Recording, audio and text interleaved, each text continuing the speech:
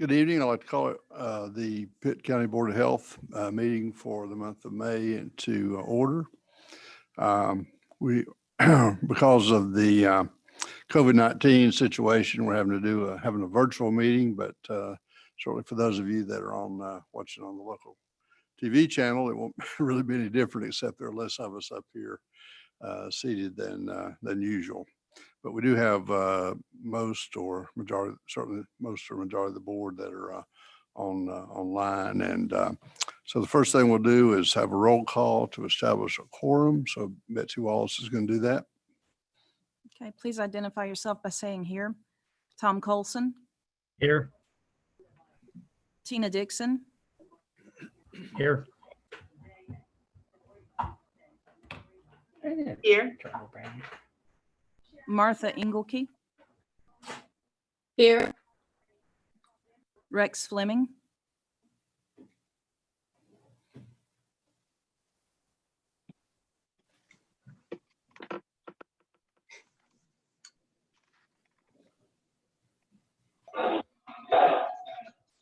You give me Got Adam Harrell.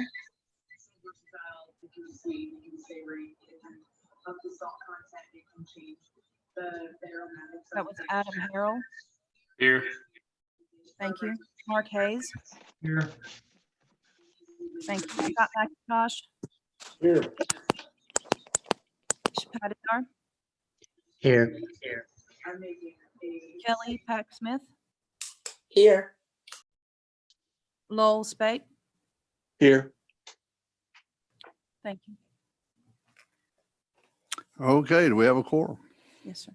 We do. All right, very good. Are there any public comments tonight? Okay, hearing none, we'll move on. The minutes of the previous meeting were distributed via email, and we have those are up for approval now. Are there any discussion or questions, corrections about the minutes? Hearing none, is there a motion to approve? So moved. All right, can you identify, was that Tina? Tina, yes. Okay, just identify yourself if you wouldn't mind when we, okay, is there a second?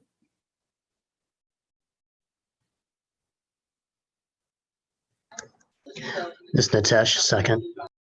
All right, thanks, Nitesh. All right, any further discussion? All right, so instead of me calling all in favor, say aye. I bet you'll go down the roll call for the votes. So, Tom please. Colson. Yes. Martha Engelke.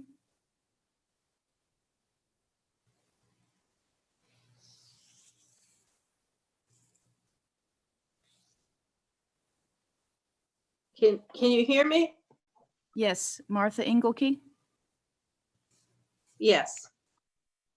Rex Fleming. Yes. Adam Harrell. Aye. Mark Hayes. Yes. Scott McIntosh.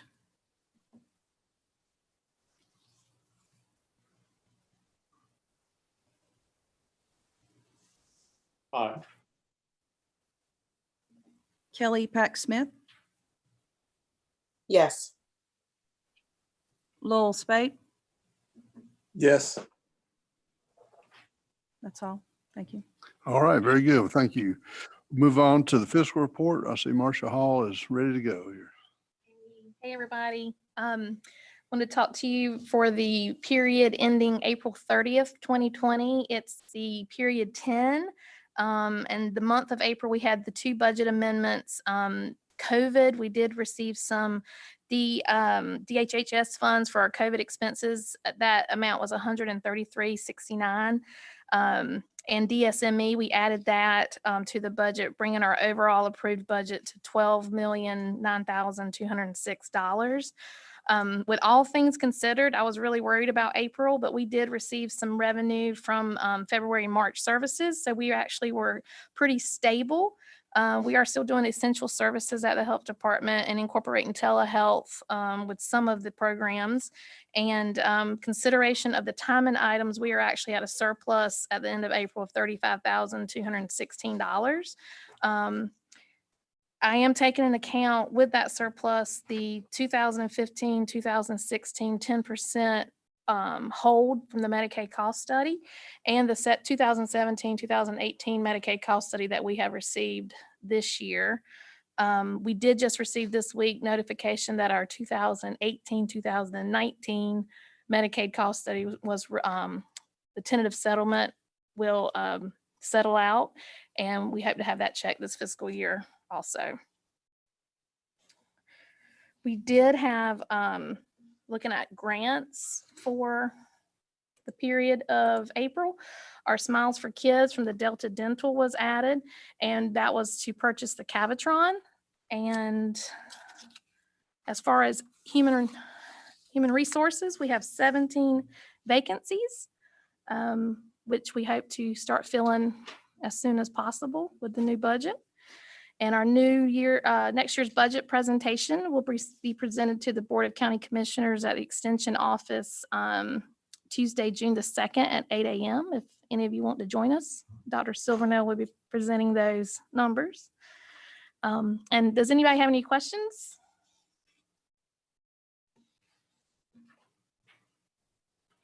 Let me ask you, Marcia, the unfilled position, is that up, down, about the same, or? It's about the same. We had a retirement. I think we've got 2 more pending retirements in the next few months. I would say it's about the same. We hover around 14, 15, 16 positions vacant. And about how many of those are clinical?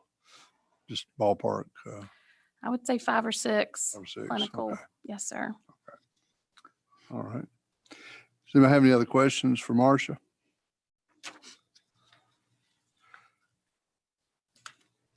And I got one more thing to add. I apologize. On the Board of County Commissioners meeting on May the 18th, there will be an item for consent to purchase Dentrix. We have finally worked through the quote, the PO. We will be using the Medicaid cost study dollars from previous years to purchase that software. And as y'all recall, Health Information System, HIS, has been breaking. And so we've got to be moving to a new system. And right now, Vidant with our Epic does not have a dental interface. Okay. All right, so the budget is ready for our discussion and approval. There's a question from Tom Colson. Oh, sorry, I'm sorry. Yes, sir. Commissioner Colson? Can you hear me?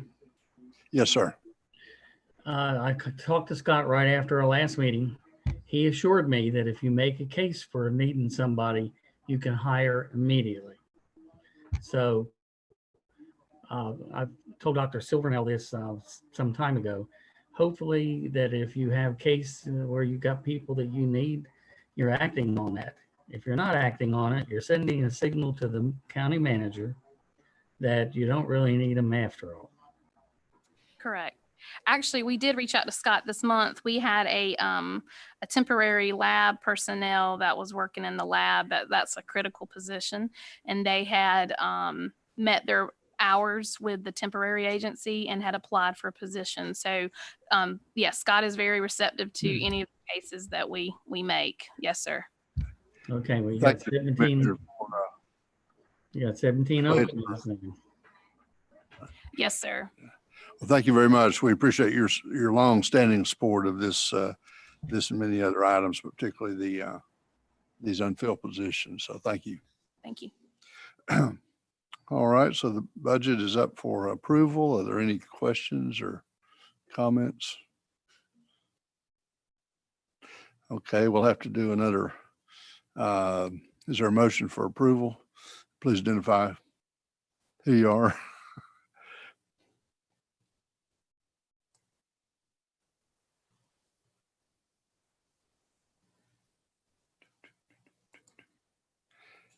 Yeah, can y'all hear me okay? We need a motion for approval of the budget. They're muted. Dr. Oh. Hayes made the first How can I motion and Lowell Spate made the second motion. Oh, okay. Mhm. All right, very good. We'll have a roll call vote then on the approval. Okay, Tom Colson, Aye. Tina Dixon, Aye. Martha Inglesby, Aye. Rex Fleming, Aye. Aye. Adam Harrell, Aye. Scott McIntosh, Aye. Natish Patidar, Aye. Kelly Pack Smith. Aye. Thank you. That is all. Okay, very good. Thank you very much. Is there any old business for to be considered? Okay, hearing none, we'll move on to new business. We've got quite a agenda here tonight, and a lot to go over. The good news is that the reports that we hear tonight will help set us up when we set our goals for the following year. And so you'll get to hear a lot. Board of Health, I mean, not so much Board of Health, but the Department of Health, Public Health does a lot of work, and most of it is done very quietly. And so you don't hear much about it. So tonight, this is one of those opportunities where we get a chance to, for our team leaders to tell you what they've been doing over the past year. And so it's gonna be a little bit longer tonight. I asked Dr. Silvernail if I need to bring my sleeping bag, but he told me, reassured me I didn't have to do that. So. Commissioner Colson has a. Yes, sir. Commissioner Colson, yes, sir. I'd like to add another item, an item F. I'd like to ask that this full board consider and actually, if I need to make a motion and we take a vote on it, the health board action to request Dr. Silvernail to develop an independent plan to reopen the Pitt County economy.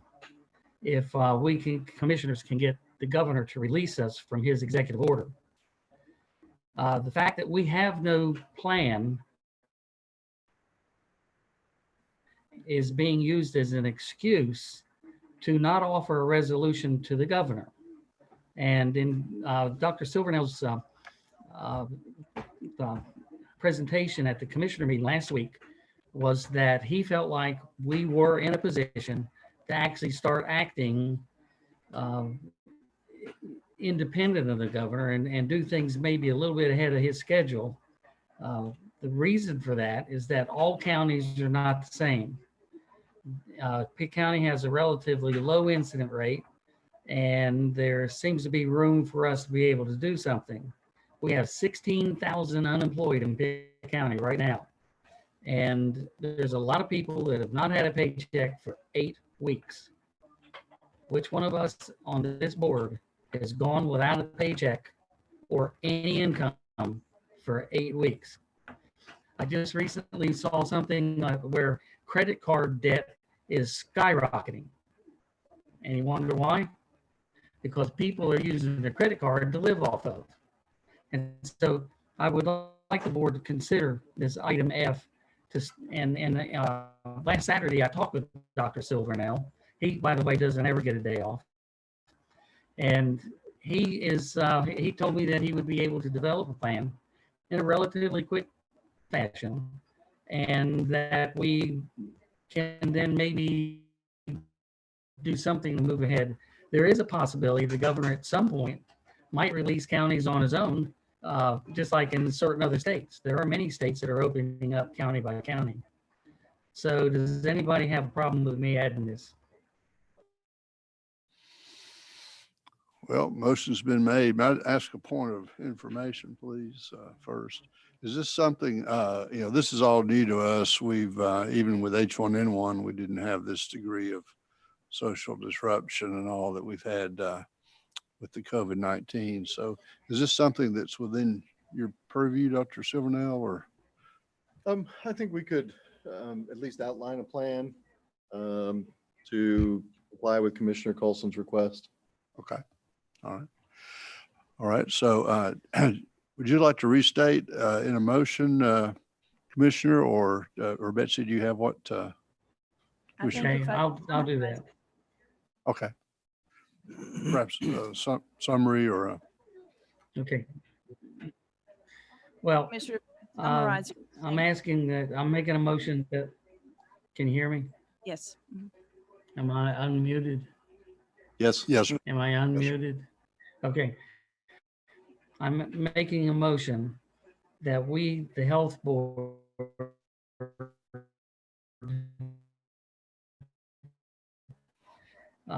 instruct to reopen Pitt County economy if we county commissioners can get the Governor Cooper to release us from his executive order. And that's all. Right? I'd like a second to that, please. Okay, Commissioner Colson's made a motion. Is there a second or any questions for Commissioner Colson before a second?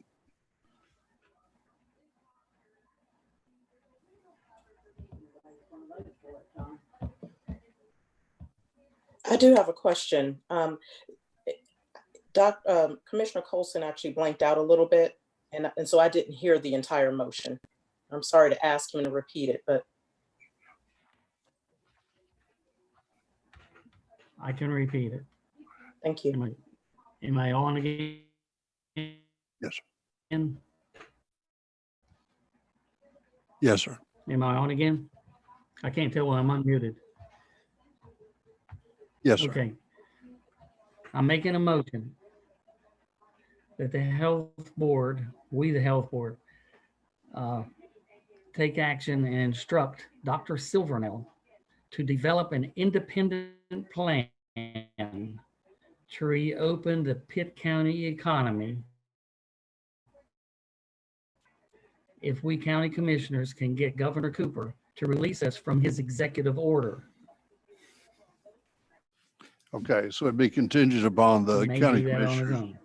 to get the executive order.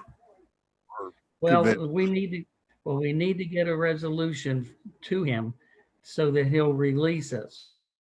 Right now is we're bound by his executive order, but we're not Mecklenburg County and we're not Wake County. We're Pitt County. And we have a relatively low incident rate compared to some of the other counties. Yes, sir. And it's arguable that 75 to 80% of the counties in North Carolina could largely reopen now with certain restrictions, them being social distancing and things like that. And that would be part of whatever Dr. Silvernail came up with as a means to be able to let hairdressers and barbers and nail salons and various and sundry other businesses get back to work. Yes, sir. Looks like Dr. Hayes has raised his hand there.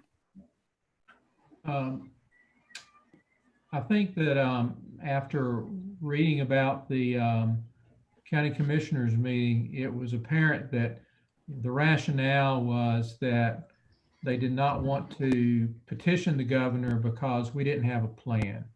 So I'm guessing that Commissioner Colson wants us to have a plan in place so that then perhaps the Board of Commissioners will feel confident to petition the governor. Is this correct, Commissioner Colson? That is correct. I mean, it's being used as an excuse, not having a plan is being used as an excuse to not move forward. I'll second the motion. Okay. Thank All you. right. That was Dr. Hayes. Motion's been made and seconded. Is there any further question? Are there any further questions or discussion? Is that Dr. Engelke? Right. I don't know. I'm a little bit confused if we're going to vote on this now or later in the agenda, but I'm uncomfortable voting on a plan when we don't know what's in the plan. I feel pretty strongly that we ought to be as close as we can to CDC guidelines, that we we need to think about the safety of our citizens. So I'm just, the way this is going, it's difficult to know how I feel about it.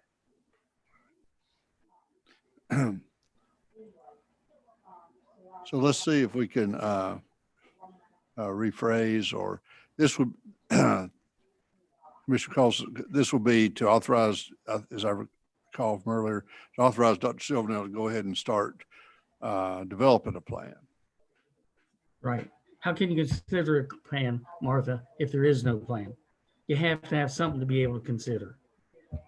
And so all this is doing is taking our numbers in the county and looking at them and saying, are we just like the other 99 counties in North Carolina? And it's obvious we're not. And there is room for 75, 80% of the county.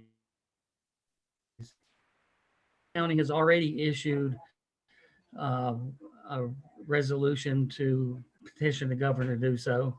I believe Allegheny County has, and there's a number of other counties that have done so.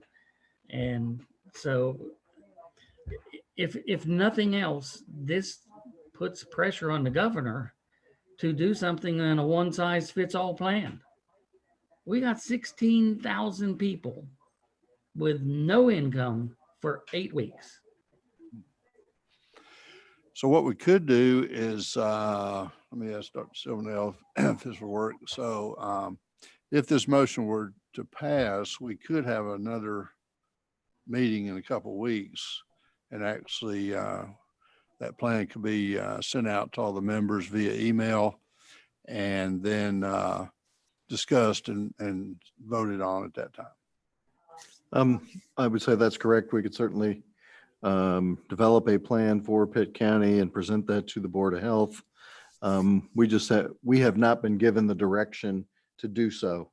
Right. And since we are covered by the governor's order, covered by the commissioner's order, your direction, it would be presumptuous on my part to write a plan without the direction to do so. Gotcha. Okay. So Dr. Engelke, would that satisfy you if we took that approach? Well, I'm still uncomfortable with this idea. I think the governor is opening, and to my knowledge, I haven't looked at the statistics. I don't think Pitt County meets CDC guidelines. We've just had another increase in cases. So I think I would not support this unless there's some assurance that this plan is based on CDC guidelines. Okay. All right. Okay. Is any further? Dr. Hayes. Oh, I'm sorry, Dr. Hayes. I'm still learning here. This motion was to add this to the agenda, correct? We're not voting right now we're not discussing this, we're adding it to the agenda.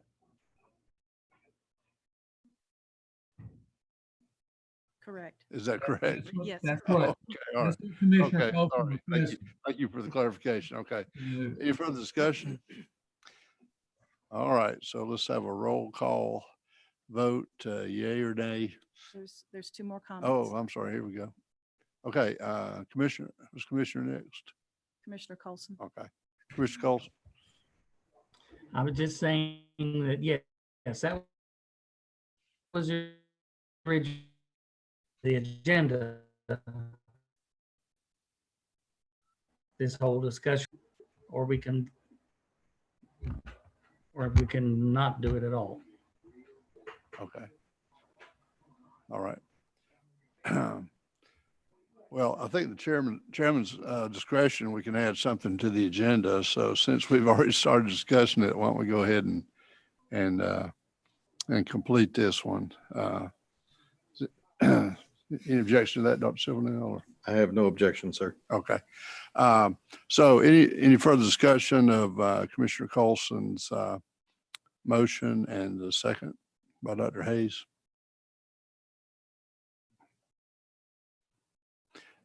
Okay, well, let's have a roll call vote on the motion itself, not for the agenda, but for actual action to authorize Dr. Silvernail. Do you want to go back over that motion one more time? Dr. Hayes is. Dr. Hayes has Dr. one more Hayes, comment. yes, sir, Dr. Hayes. All right, so now we're going into discussion of, we're moving it first to the agenda. That's what we're doing now, right? So we're not Yes. voting any longer to put it on the agenda. We're voting to direct Dr. Silvernail to develop a plan or something like that. I would say that it sounds to me as though if we're going to discuss it now, okay, let's discuss it now. And I think that it is reasonable for Dr. Silvernail to develop a plan. I do not want this to be a political football kicking around, although at the same time, I can understand that we do need to have a plan, and I have no problems with us developing a plan or directing Dr. Silvernail to develop a plan. When that is implemented, I do think that we as a board need to, I mean, if we wanted to ask the county commissioners to petition the governor, I think that's reasonable too. As long as it is based on good medicine and good science, and this is not just, you know, I do not want this to sort of become a political issue, is all I'm saying. And Yes. and so I would hope that we can keep it based on facts, statistics, and I trust Dr. Silvernail to do that. Yes, sir. Okay. All right. I'm watching the board here. Any other hands up for a question or a comment? Kelly Pack Smith, followed by Rex Fleming. Thank you. I agree wholeheartedly with Dr. Hayes' summation. I would just emphasize that I don't think this needs to be a truly independent plan as originally put forth. I think it has to be informed by other folks in our community, other entities in our community, to make sure that the plan works with what our testing capabilities are, what our, you know, kind of making sure that we're taking into account the rest of our community as we come up with what that plan looks like. So as long as it's not truly an independent plan, and that we will continue to keep open ears to our very vocal members of our community, I think coming up with a plan for us to review and approve is a good idea. All right, very good. Thank you. See us. Rex has his hand up. Rex Fleming. Yes, I certainly do agree with Dr. Hayes, and I think it needs to be a plan that we all can take a good look at and agree upon before it's implemented. So I certainly do agree with Dr. Hayes. All right. All right. Any other? I'm watching for more hands up here for any other comments. Okay, motion's been made and seconded, and we'll have a roll call vote on yay or nay. So Betsy?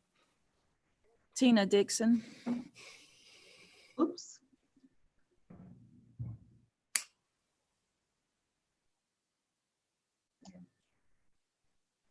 Yay. Martha Engelke, Nay. Rex Fleming, Yay. Adam Harrell, Yay. Scott McIntosh, Yay. Natish Patidar,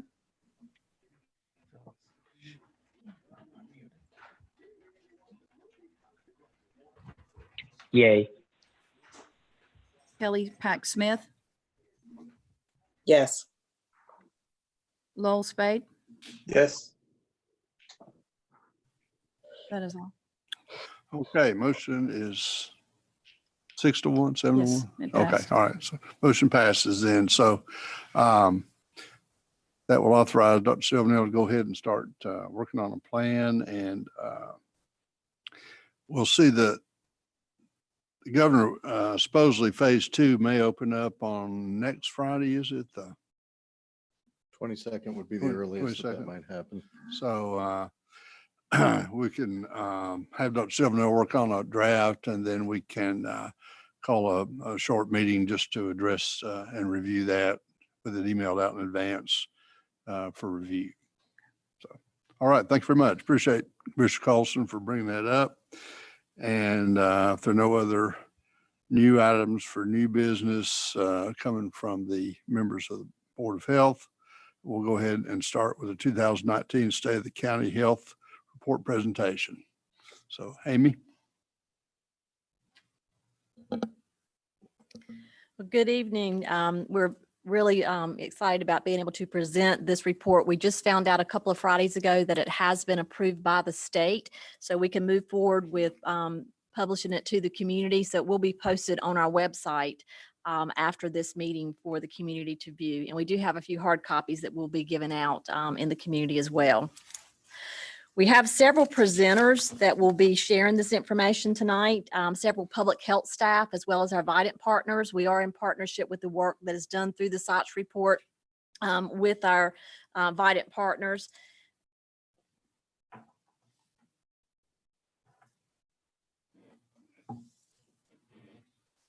So tonight we have, of course, myself. I'll be presenting Jennifer Hardy, who is joining us by Zoom. She is our Women's and Children's Health Education Coordinator. We also have Robin Tant, who is our Nutrition Division Director. Robin is here in person. Angie Watson is our Diabetes Self-Management Education Coordinator. She is also in person here. Tiffany Thigpen, she will join us via Zoom. She is our Tobacco Prevention and Control Coordinator.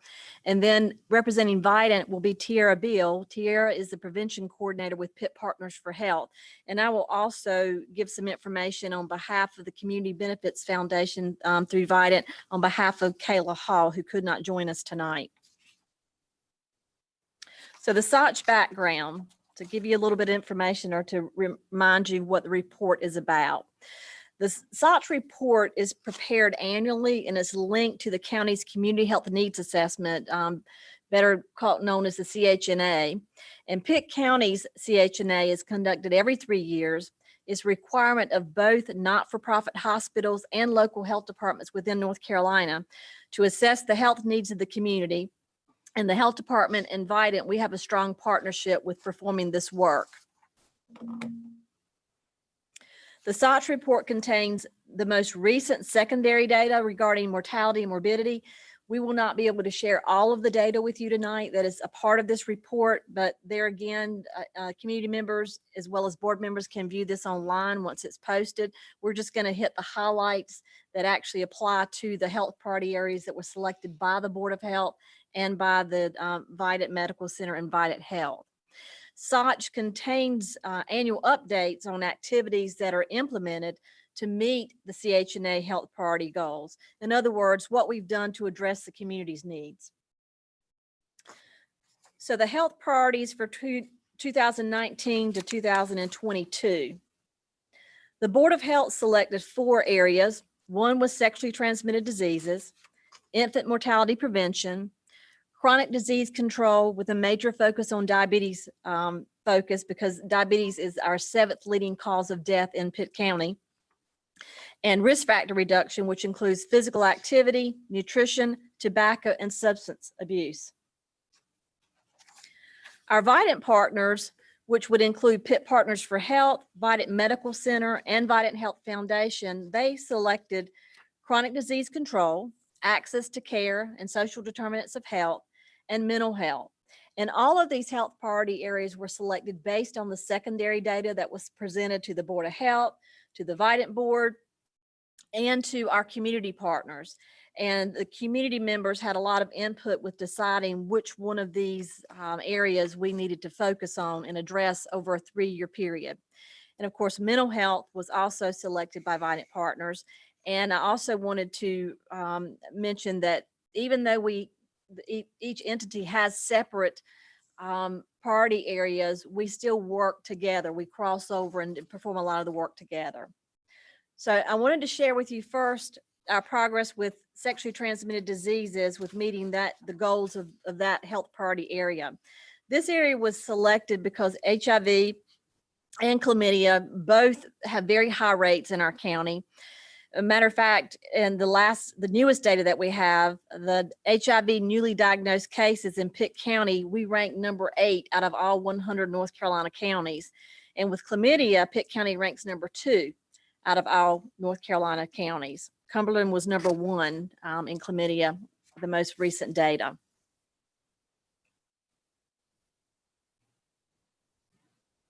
So to give you a little bit of background with the statistics comparing Pitt County and North Carolina, according to the 2018 North Carolina HIV and STD surveillance report, chlamydia is the most frequently reported bacterial STD both nationally and in North Carolina. A higher number of cases are reported among women, and most often among women between the ages of 20 to 24 years, followed by 15 to 18 years, and then followed by 25 to 29 years.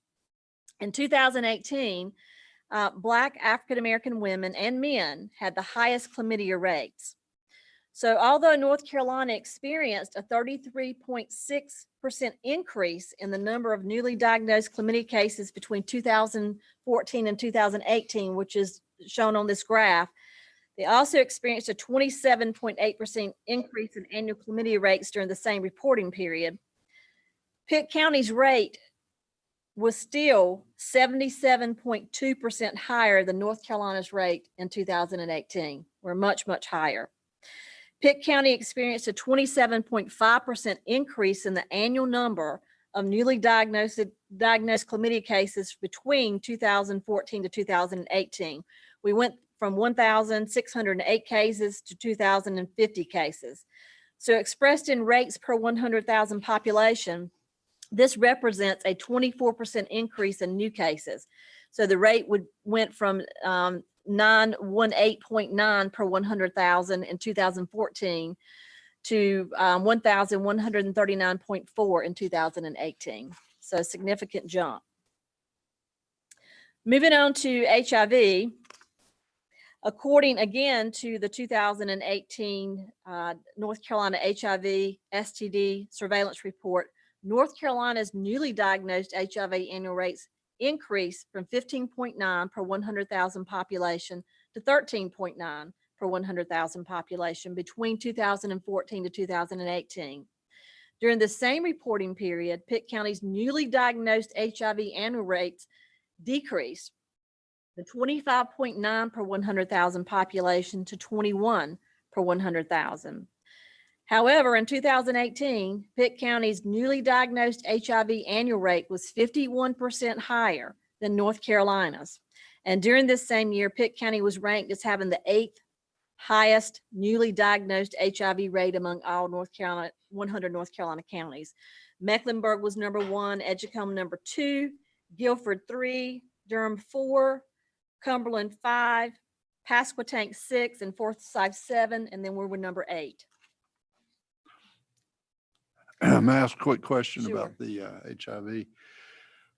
No, these are cases diagnosed in Pitt County residents. Is that correct? That's right, Pitt County residents. One of the questions always comes up about college towns because you have students here, here or in Chapel Hill or other places from all over the state and sometimes out of state. If they list their residents as Greenville, then they would be listed. Other times they'll still list their residents, their home residents. So these are actually Pitt County residents. Just wanted to clarify. Yeah, they are Pitt County residents, right? Okay. So our interventions, a few meetings ago, I think it's the last meeting that we actually had in person, where all of us were here in person. I introduced to you Deborah Savage, who is our new STD education coordinator. Deborah started with us in December and really got a good start implementing some evidence-based projects. However, she's been put to a halt lately with COVID because she's not been able to get out and do the things in the community that she would normally do. But I do want to highlight some of the programs that she was working on and will continue to work on. One is Sister to Sister. The Sister to Sister is an evidence-based program that has been implemented at the health department for a couple of years now. And we implemented it within our communicable disease and our family planning clinic, as well as our STD clinic. It is a prevention initiative that is implemented in the clinical setting with heterosexual African-American women between the ages of 18 to 45 who are HIV negative and who are not pregnant. So that is part of the fidelity of that evidence-based model. It is a one-time, one-on-one safer sex session delivered by a health educator, and it provides women with knowledge, beliefs, motivation, skills, and confidence necessary to help them change their behavior in ways that will reduce STD and especially HIV. And we've had good participation in this program, like I said, pre-COVID, when we were offering that. Another evidence-based program that we've really had this program for many, many years, probably a couple of decades. It went away, but we had a grant that supported it. And once we were able to get a county funded position, which funds Deborah a couple of years ago, we were able to reinstate the Voices program, but do it more along the lines of how we think it will work in Pitt County, but still keep the fidelity of the evidence-based model. There again, it is an evidence-based, single session, video-based HIV, STD prevention intervention. It is delivered in a group setting, and it's designed to increase condom negotiation skills and condom use among participants. During the intervention, participants explore risk of STD infections, condom features, condom use negotiation, and at the end of the session, participants were able to get a variety pack of condoms. In 2019, we began offering Voices again on a continuous basis. You know, we had it for a while, the grant ended, but 2019 is when we got a good start again and started frequently offering it within the community. And in 19, we offered it to Port Health Services, Pathways to Life, which is a mental health and substance use agency, and Choices, which is also a mental health and substance use agency. And Deborah's been working with recruiting other entities to participate in this program that serve high-risk individuals. And we've also increased the number of condom distribution sites in the community. These sites have proven to increase condom use and prevent HIV and STDs. In partnership with Picasso, which is the Pitt County AIDS Service Organization, we added additional condom distribution sites in addition to the ones Picasso already has in place. And we do purchase supplies of condoms and regularly stock these areas within the community. And they are free of charge to anyone in the community who needs them. In 2019, we established sites at Moywood Cultural and Recreation Center, Campus Cuts Barbershop, Unlimited Cuts Barbershop, Executive Cuts Barbershop, Pathways to Life, Choices Behavioral and Substance Abuse Agency, RI International, and Harmony Hair Spa. So we hope to increase more as we go along. One of our newer programs that we received funding for from the state in August of 2019 is what we call PrEP, which is pre-exposure prophylaxis for HIV. It is a regional approach for 11 counties, with Pitt being the lead county. We just hired a new coordinator, March the 30th, Georgia Childs. She is a new PrEP coordinator. Unfortunately, Georgia came in the middle of COVID, so she's done all of her orientation. She's been networking with partners across the state to learn how to implement PrEP in this region. And maybe soon she can get out and meet some of them face to face. The counties that this covers is Beaufort, Carteret, Craven, Greene, Lenoir, Martin, of course, Pitt being the lead, Pamlico, Washington, Wayne, and Jones. And the primary purpose of the program there again is to give medication to individuals to prevent them from getting HIV, high-risk individuals, even though they participate in risky behavior. We are hoping that we will establish PrEP clinics across the region. The first one being in Pitt County. We're already working on a way to do that and then model other PrEP clinics across the region after the one that we implement here. So that's where we are with the sexually transmitted disease health priority area, the progress we've made so far. This area, as long as some of the other ones that will be presented tonight, have been put on hold because of COVID, but we hope that we'll be back working with them again soon. So the next person that will present is Jennifer Hardy. Again, Jennifer is our coordinator of women's and children's health education programs. She is joining us via Zoom, and she is going to present maternal and child health and infant mortality prevention initiatives. So I'm going to turn it over to Jennifer. Just let me know, Jennifer, when you're ready for me to advance your slides.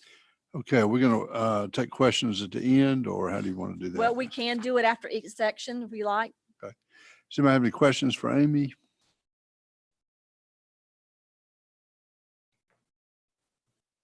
Okay, well, let's move on to Jennifer's and report then. Okay. Jennifer, can you hear me? Can. Good evening. Can you hear me? Yes. Okay.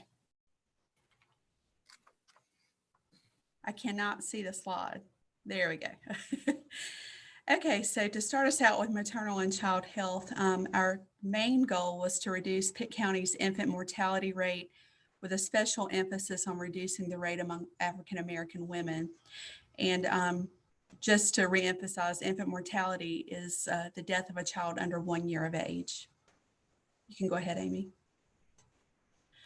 This graph shows the Pitt County infant mortality rates in 5-year averages among the races. We do use 5-year averages to give a better picture of what's happening, just because it's a better guide than the year to year, which is like up and down, up and down. You just see a better pattern of what's happening in Pitt County and across the state. Go ahead, Amy. Hold on one moment, Jennifer. I don't think we're seeing. There we go. Okay, there we go. It popped in. Okay, so that's the slide that you were Jennifer was just presenting. Did you have anything else to say about the slide, Jennifer, before I advance? No, you can go ahead. Okay.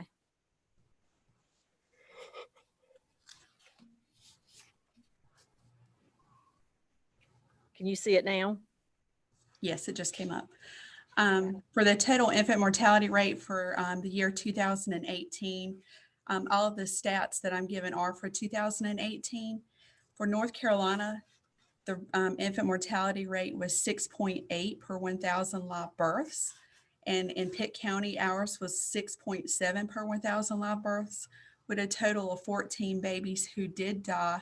And there were no sets of twins in this data set. A little bit about this, Pitt did decrease from 8.8 in 2017 and then 12.9 in 2016. Sounds really good. We like to have a decrease, but as you'll see in the next slide, there is still a huge disparity within the races. Infant mortality by race for the year 2018, white non-Hispanic for North Carolina was 5, and then for Pitt County 0.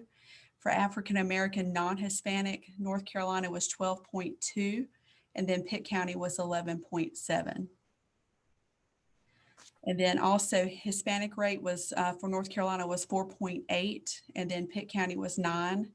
And then other non-Hispanic, North Carolina was 5, and Pitt County was 15.6. The infant mortality by underlying cause for 2018, we had 12 infants, or 86% of the 14 infants who were born before 37 weeks of gestation, which is what we consider to be premature. One was of unknown gestation, but they do know that it was delivered before 37 weeks. And then the average gestational age was 25.7 weeks of the babies that did die. PIMPAC, or Pitt Infant Mortality Prevention Advisory Council, has continued to direct infant mortality reduction strategies in the community for over 30 years now. And then PIMPAC does meet quarterly on the third Monday of the month, February, May, August, and then November at 12:00 p.m. And locations do vary, although we did have to cancel the meeting for next Monday due to the COVID-19 situation. Some of the subcommittees for PIMPAC would be the Adolescent Reproductive Health Committee.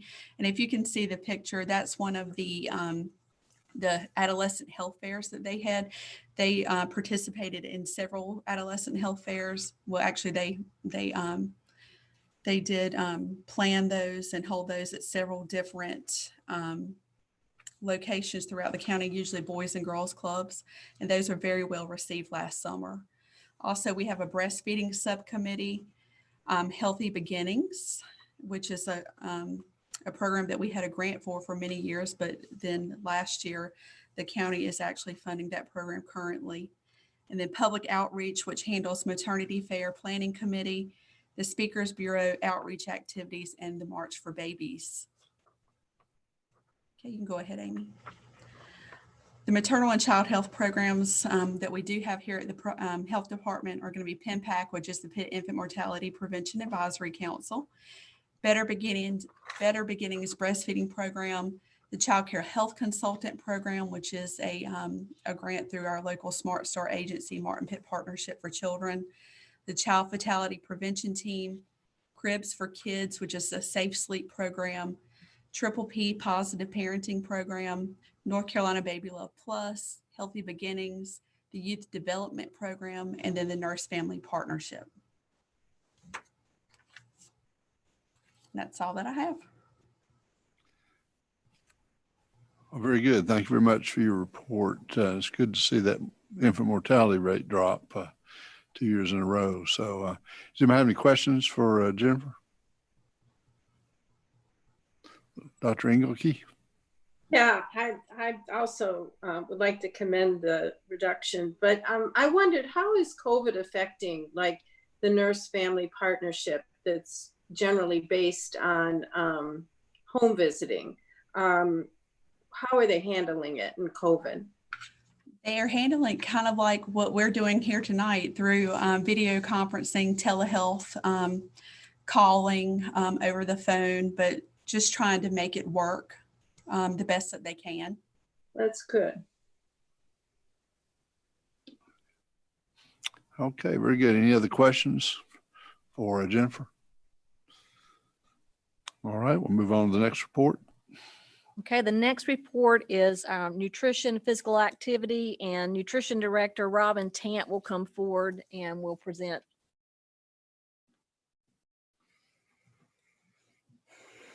Well, good evening, everyone. My name is Robin Tant. As Amy said, I'm nutrition director. And tonight we'll be talking about the reports on the Women, Infants, and Children's program, focusing on that program as well as breastfeeding peer counselors program and breastfeeding in itself, such as Jennifer was just mentioning. Okay, so who is WIC for? So really a lot of this is a review, but children up to 5 years of age, infants, pregnant women, breastfeeding women who have a baby in the last 12 months, and women who have had a baby in the last 6 months. They also have to qualify by income as well as a nutrition risk. So what are the benefits of WIC? Of course, nutrition education, healthy foods, and we've had a lot of changes over the years with addition to the healthy foods, such as beans, eggs, cheese, milk, whole grain cereals, yogurt, fruits and vegetables. And again, this has changed over the years and just presented itself better. It is a supplemental program, so it does not provide everything, but it does provide healthy foods. We also have referrals for health care. And as we'll talk about a little bit later, breastfeeding education and support. These are the pillars of WIC. So we've had some Pitt County Health Department WIC improvements and enhancements. Some of these I've preferenced in other reports, but this did happen in 2019. We did have some murals that were placed in our health department lobby. We had some great bus ads that went all over the county. And we also purchased a non-invasive hemoglobin machine, which has proven that it works pretty well, especially for children who will stay still enough to let that happen, as well as adults. So this has been a good purchase. These funds actually were provided to us with special funding from the North Carolina Department of Health and Human Services in the amount of just over $27,000 last year. And these are some of the murals that I'm talking about, if you can see that, but we'll have a little bit more to say about that in some of the breastfeeding updates, but we call this the Tree of Life. We named it the Tree of Life. Encourages breastfeeding and is inclusive of all the family and support partners. You can see maybe some of the words that are included, such as courage, love, journey, promote, growth, family. So just really beautiful murals created by Tabitha Farrell. And this is our Under the Sea mural. It's located in our height weight room, which right now we're not using a whole lot because of COVID-19, but families and children have a really good time with this because it helps divert their attention. They can look at the mural and look at their favorite things, very colorful. So they really enjoyed this, or seem to have. I also talked about the Great Bus ads. As you can see here, they were very large. So if you saw these buses in town, you saw healthy food, healthy kid, healthy mom. And again, these were from special funding with our WIC program. So the other thing that is talked about in the SOTCH State of the County Health Report is we talk about caseload challenge. So that's in the report itself. But to start, I probably need to talk about caseload again in itself. So we remain at a caseload of 4,307. In order to maintain that funding, which the caseload equates to funding, we have to maintain 97% of that base caseload, which would be around 4,180. So back in May 2019, we started something called a caseload challenge. And since that time, with the exception of December, which, we had several holidays during that month, so that was very likely the reason, our numbers have increased. This year, I'll preface, is a little different because we have had the COVID-19 situation. So the state WIC program has also started some things in so that we can be more flexible with our clients. They're actually automating 1 month issuances. So we've had a little bit of differences and are seeing some surges right now because, again, the state is automating that some. But in the meantime, we too have been operating by phone service, curb service, remotely, and looking to other ways that we can reach our clientele. And these are just some pictures that we took from some of our caseload challenges, and really letting our staff celebrate their accomplishments when they increased each month. So I've talked about these before too, and we still continue these activities, but WIC Fun Days. So we had 2 WIC Fun Days in 2019, simple cooking demonstrations using WIC foods. We give small samples with recipes. On the left, you see a child who is trying a cheesy bean tortilla, and on the left, on the right is one of our staff members who created a spectacular pumpkin chili in October, and it was very tasty. Always promoting physical activity at these events, and also gives an opportunity to talk with the nutritionist and have them answer questions to our participants. We too do quite a bit of outreach and in-reach. We haven't done so so much this particular year, but we have multiple collaborations and partnerships. Pitt County Human Services, Give Kids a Smile. You just heard about the Making Pitt's Babies Fit Maternity Fair, Lucille Gorham Intergenerational Center, Family Academy at Carver Library, Little Willie Health Celebration, Juneteenth Celebration, West Greenville, Amex Can partnerships, Head Start partnerships, Latino Festival partnerships. And if you can see on the top there is a picture of one of our staff members, one of our nutrition staff members, and one of our support staff members. And on the bottom, that was at a Head Start event. And at the bottom, that's at the Lucille Gorham Intergenerational Center. But we also have very strong partnerships with Pitt Partners for Health, Pitt County Farm and Food Council, and the Healthy People, Healthy Carolinians Task Force. So I mentioned this at again, another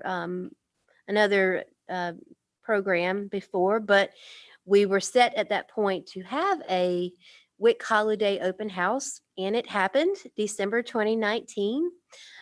We had an open house for our new murals that we had, and Dr. Silvernail did a special reading of the Polar Express, and you can actually see on the bottom picture where he's got an audience, and he's reading the story. And I will say too that our staff did an awesome job with decorating that. That's their doing, very, very creative. So we had a great time with that. And the children loved the readings. And Dr. Silvernail, thank you, because I think he did that about 4 or maybe 5 times. And Oh, even more. yeah, or maybe more, exactly. But it was fun. Yeah. And then we had festive food tastings of some WIC approved foods, ornament station for children.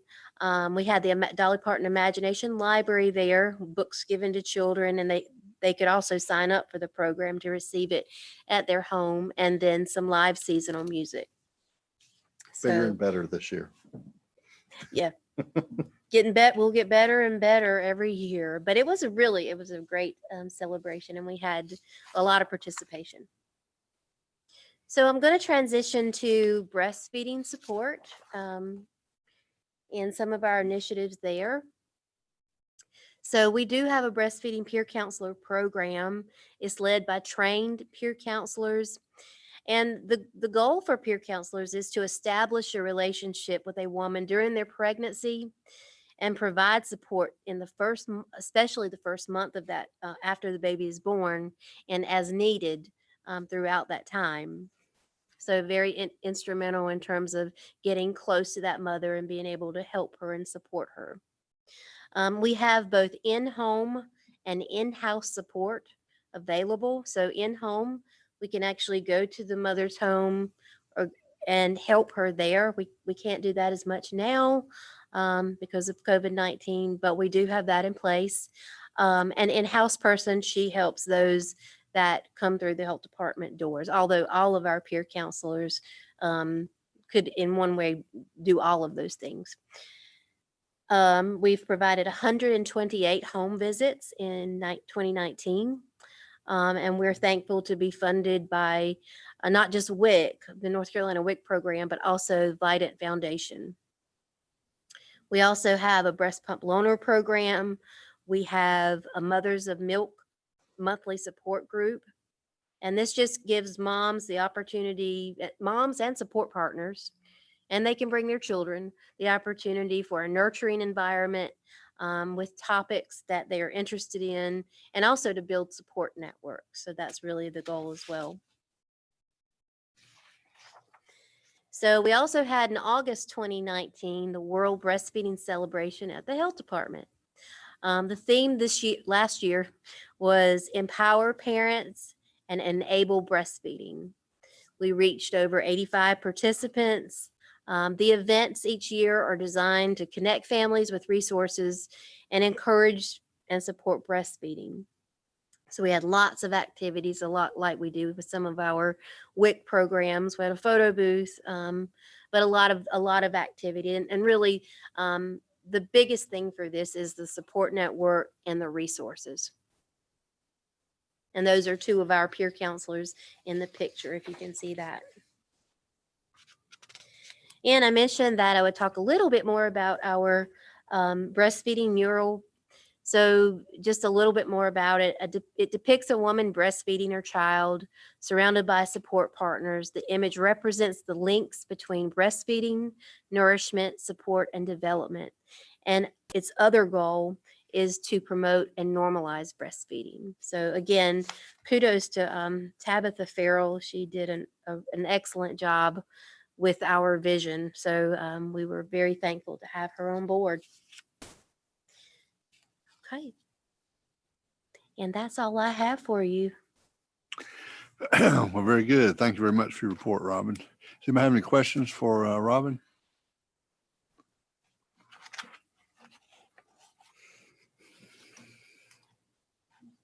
Okay, very good. Thanks very Thank you. much. Amy, who's up next?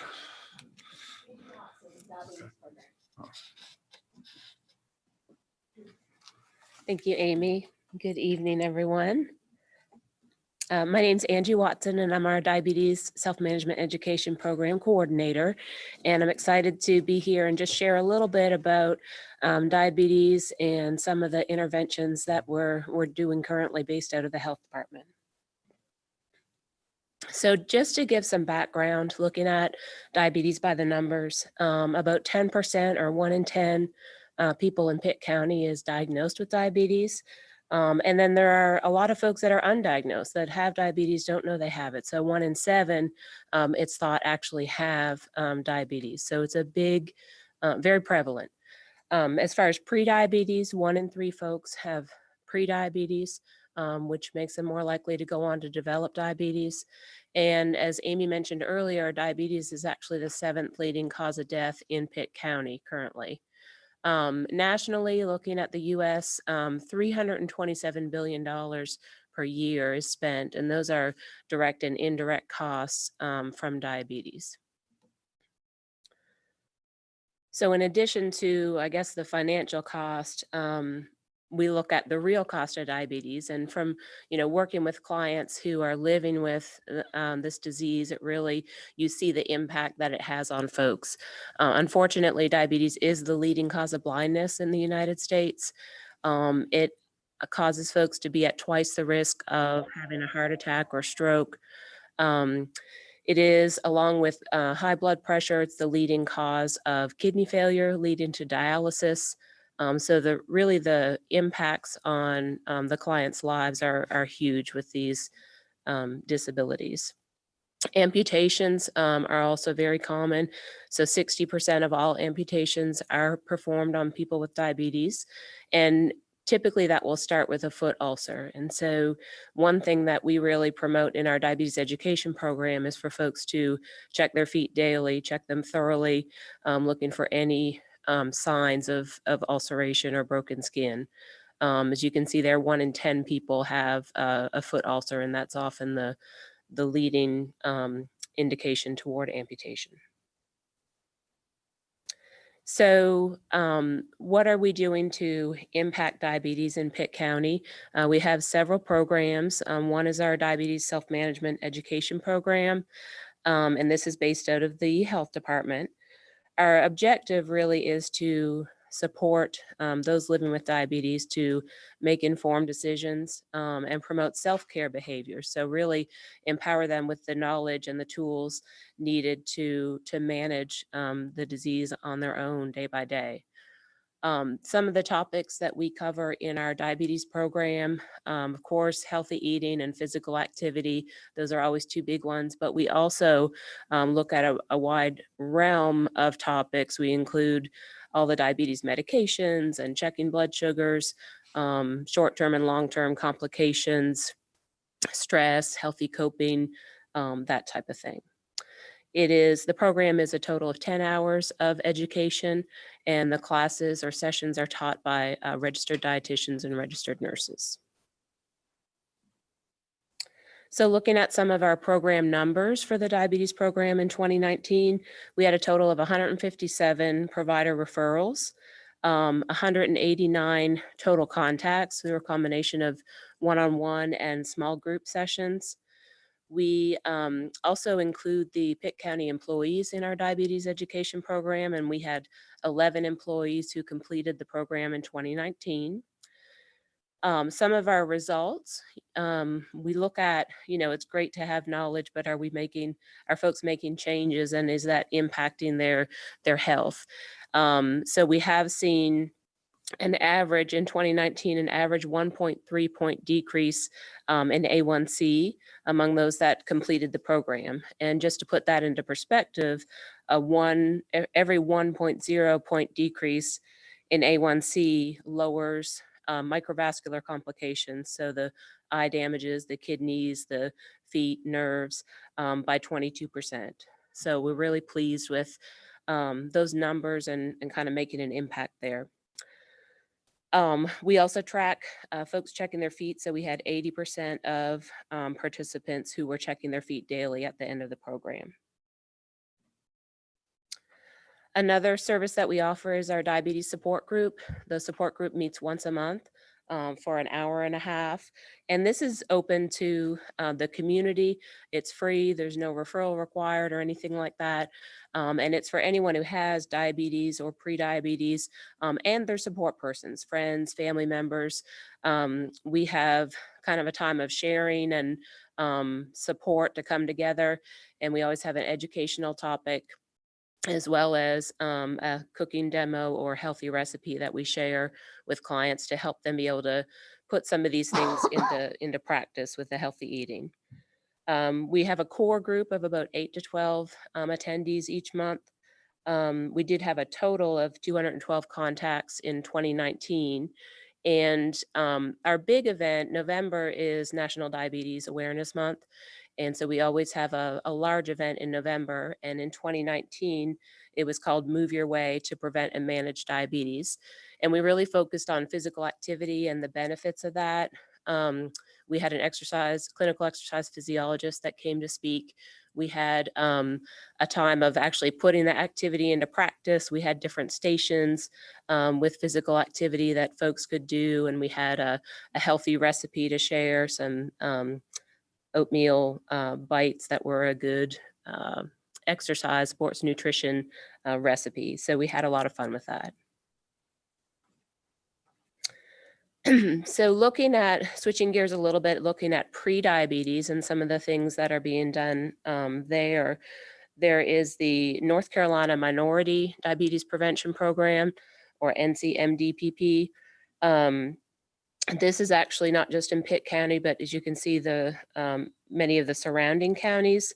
And the goal here is to provide pre-diabetes and/or diabetes prevention awareness and interventions to those who are most at risk.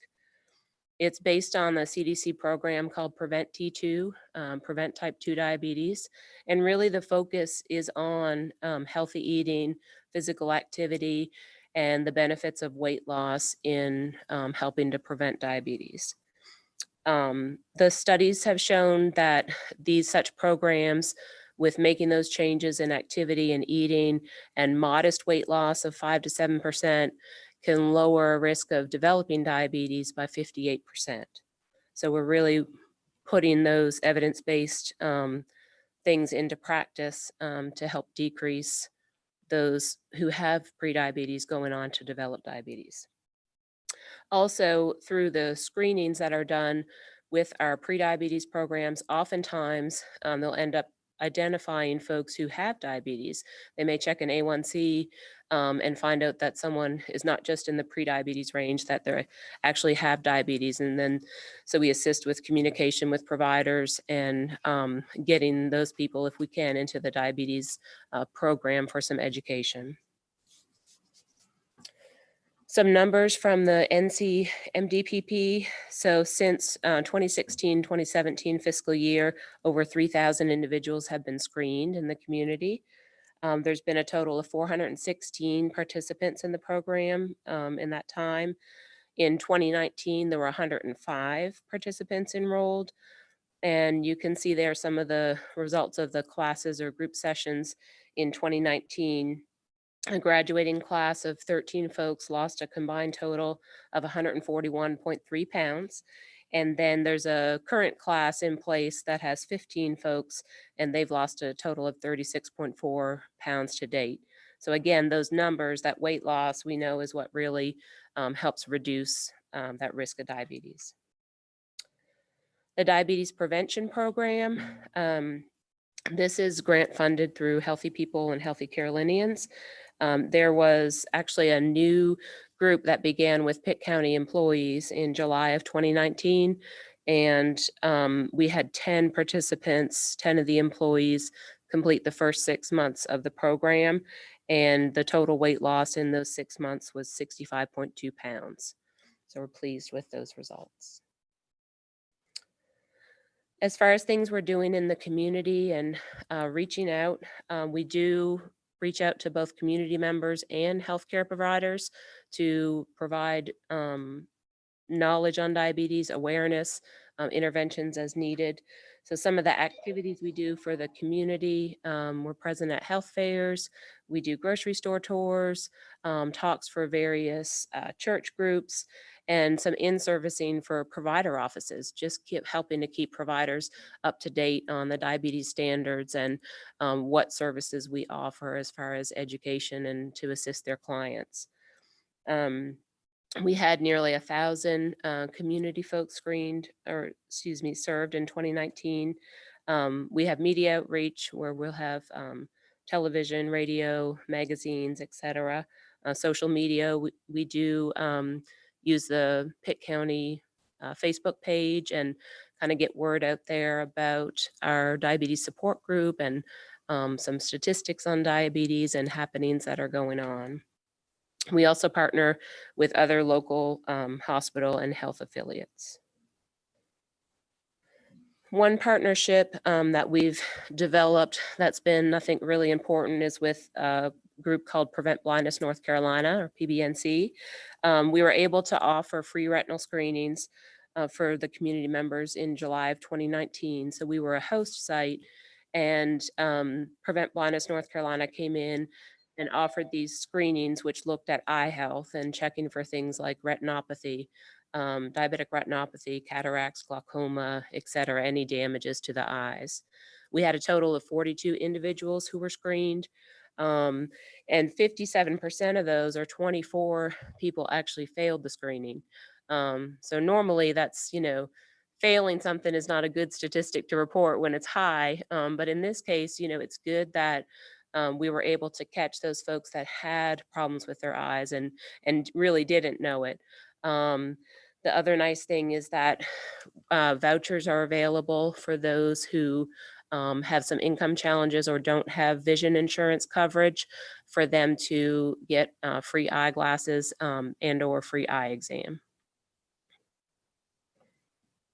So in conclusion, we have efforts in place to try to move the needle on diabetes and prediabetes here in Pitt County and in Eastern North Carolina.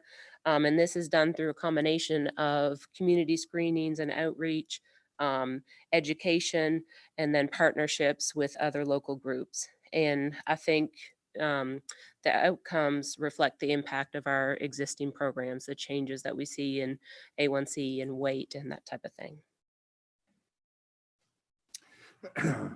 Very good, Angie. Thank you very much for your presentation. Do any of the board members have any questions or for Angie?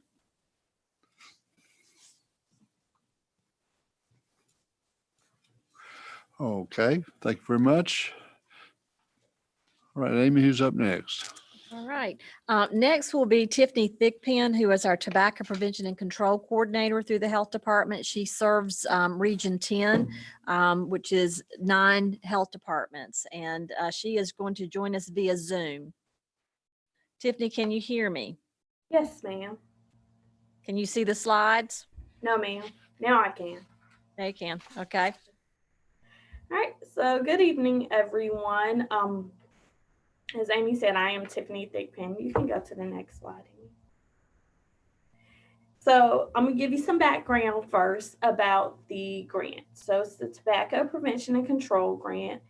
We've received funding through the CDC Core Grant funding and the North Carolina Department of Health and Human Services. And the funds are for a regional approach, and my region covers 10 counties, so 9 counties including out and plus ours. And Pitt County is the lead county, and that's where I am housed at as well. You can go to the next slide. And the priority areas on the grant are to help prevent smoking and other tobacco use, to eliminate exposure to secondhand smoke, and third, to help tobacco users quit, and to eliminate tobacco-related health disparities. And we do this by focusing on different health disparities, especially amongst those vulnerable populations. So the youth, those of low socioeconomic status, our LGBTQ community, and minorities.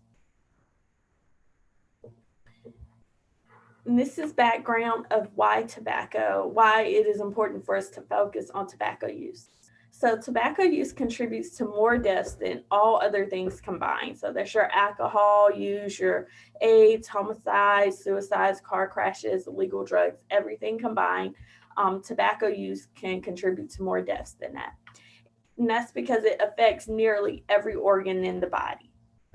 And so for every one person that dies, there are also 30 people that are living with illnesses related to tobacco use. So it's very, very important that we focus on tobacco use as a health problem, because it can affect all types of your body, all parts of your body. And it's a strong addiction too. So once someone gets addicted to it, it's very hard for them to break it. So we do want to focus on prevention as well. And we do know that 90% of people who use tobacco have started before the age of 18. So focusing on our teens is also very important. And that's why I'm glad that Pitt County, you all chose the goal to contribute to the reduction of teen tobacco use. In 2017, we saw that 43.35% of Pitt County high school students reported trying e-cigarettes, and that 21.73% of the high school students reported using e-cigarettes in the last 30 days. So that means that they were likely continued users. And then we also saw that 19.62% of Pitt County high school students were also using cigarettes. And this data was given to us from PICSA. And most of the students began smoking between the ages of 13 and 16. So that's really young, and their brains are still developing. And so it's at an age where they are priming their brains to have that stronger addiction. So when they get older, it's going to be harder for them to quit. Next slide. And so to address this priority area, we collaborated with various partners throughout the county. And then we also did some trainings here at the health department. We trained 24 of our staff in the 5A's training.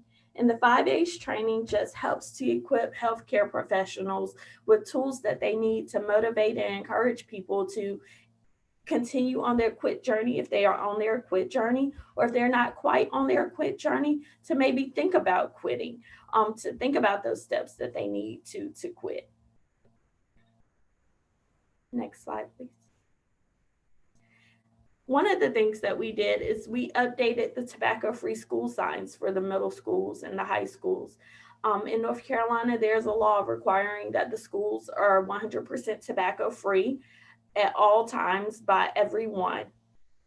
And that could be anywhere on campus. That could be football games, weekend events, anything on campus needs to be 100% tobacco free. And that includes your combustible items, so your cigarettes and your cigars, and your non-combustibles. That's your dip, your snuff, your orbs, and your e-cigarettes. So before, there was not an e-cigarette logo on the signs, and now the signs have e-cigarette logos on them.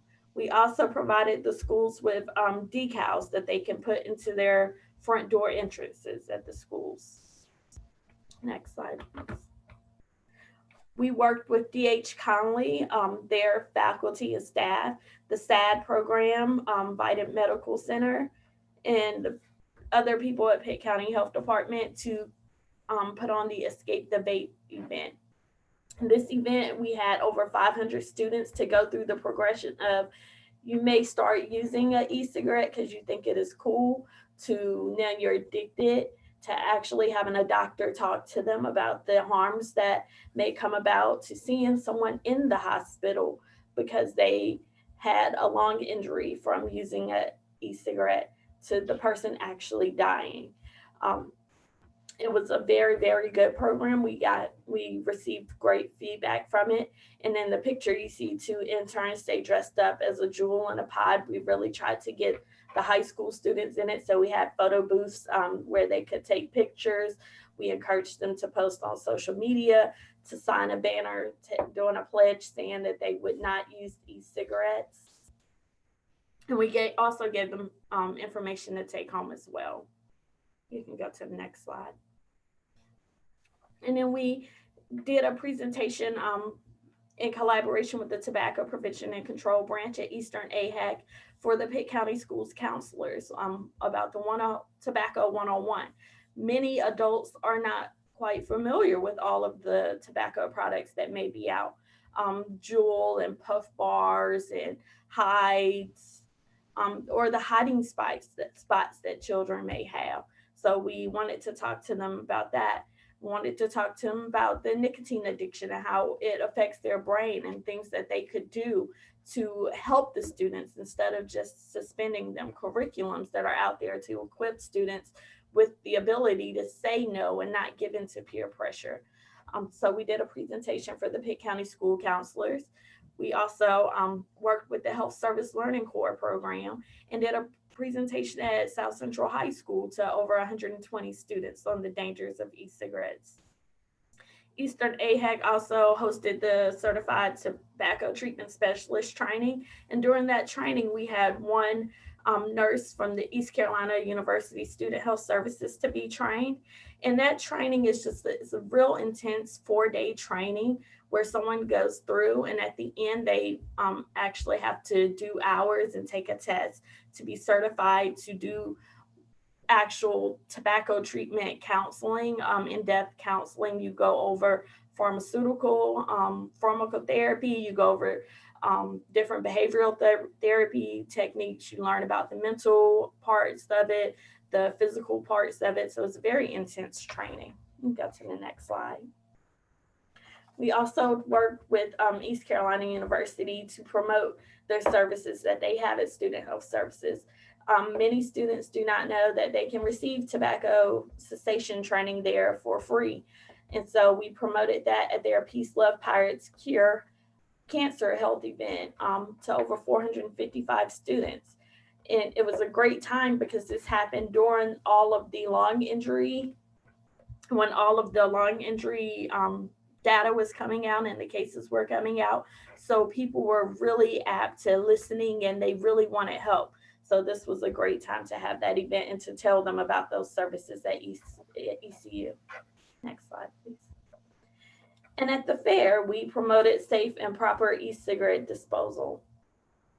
Many people don't quite realize that e-cigarettes are an electronic device. And so since they are an electronic device, they should be disposed of as such. But they also contain nicotine and other various chemicals in the e-juice. So you have to have precaution too when disposing of that because that's a poison. So there are certain precautions you need to take when just disposing the device. You don't want to just throw it away, throw it on the ground. So we actually set up a station at the fair in the little drop box where people could drop in their e-cigarette and then they would get one of the silver quit now tumblers. And this right here is the actual picture from the fair of the display that we had up. Go to the next. And then we did some media campaigns as well. One of the media campaigns we did was the Burn Through ad that was made by the Truth Initiative. And this ad just showed the lungs and how smoking can damage the lungs. And it was placed on WITN for 3 months during the summer last year because we really wanted to target the youth. So it was placed during the summer while the youth was out of school. And then we did the Making Menthol Black campaign too, which is also by the Truth Initiative. And that was placed on a digital platform. And the Making Menthol Black campaign just talks about how big tobacco used to go into African-American neighborhoods and target them with menthol products because menthol products are milder on the throat because menthol helps numb it. And so you can smoke it easier. And so it creates a stronger addiction. And so that ad was also placed on various digital platforms for 3 months, just showing how big tobacco actually targeted African-Americans and minority groups. So I'm just going to wrap it up with some data. I told you about the 2017 data. And while we were doing great things, we hope to have seen a decrease, which this data still was taken by students in 2017. But we have seen an increase in e-cigarette usage. 10.5% of middle school students nationally are using e-cigarettes, and 27.5% of high school students nationally have used e-cigarettes in the last 30 days. And so that's very alarming. We have seen a decrease in other tobacco products, but we really want to try to get that e-cigarette usage down. And I know this isn't Pitt County specific data. That data hasn't been released yet, but this is the national data. And so we have heard from teachers and students and staff that kids are using it and they are using e-cigarettes a lot. Next slide, please. And so with that being said and done, we've been doing great work and we're going to continue to do great work because there's still a lot of work to be done. Thank you. All right, very good. Thank you very much for your presentation, Tiffany. Do any of the board members have any questions for her?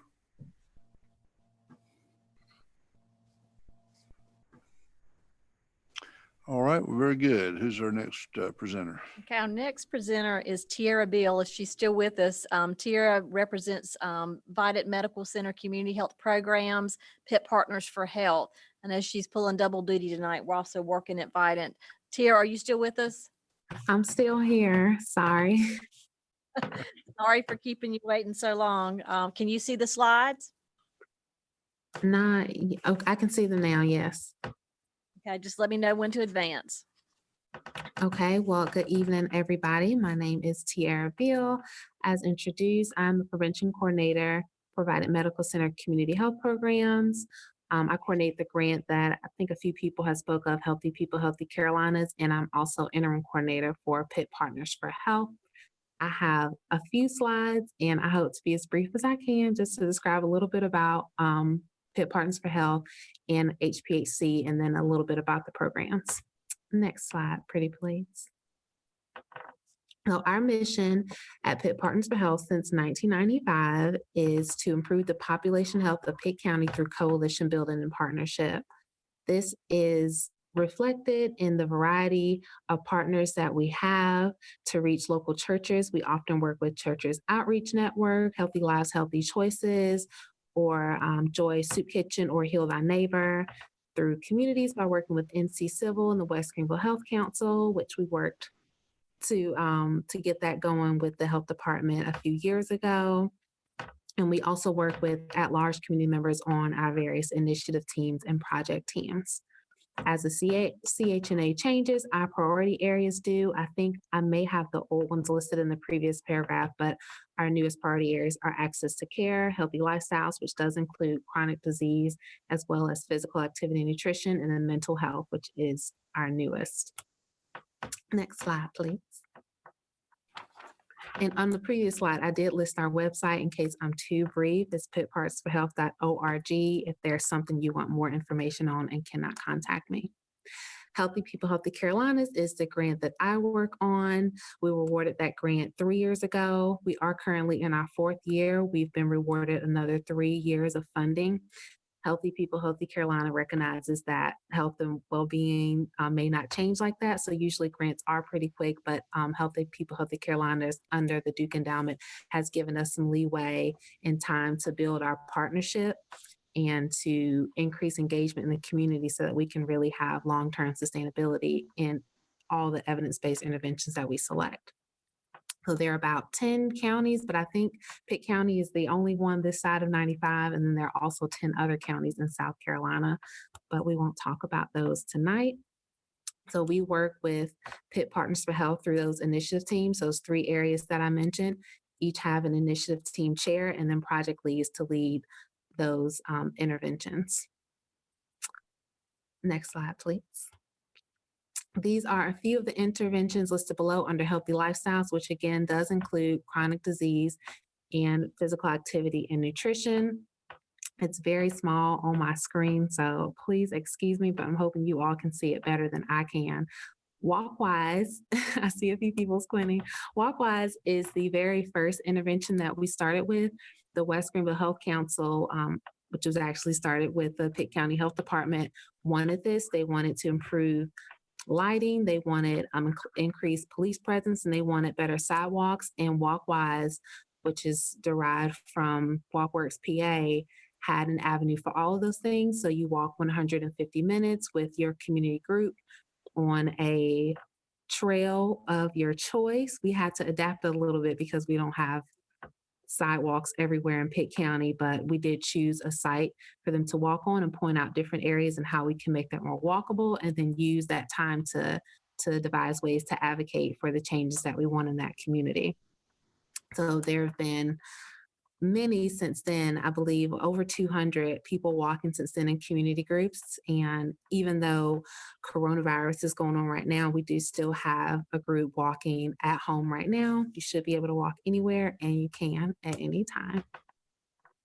The others listed on here, kids in parks, track trails, also still available right now. We did try and do a good job of choosing interventions that weren't inaccessible depending on where you live or how much money you make or healthcare that you do or do not have access to. So Kids in Park Track Trails encourages kids to get off their computers and outdoors.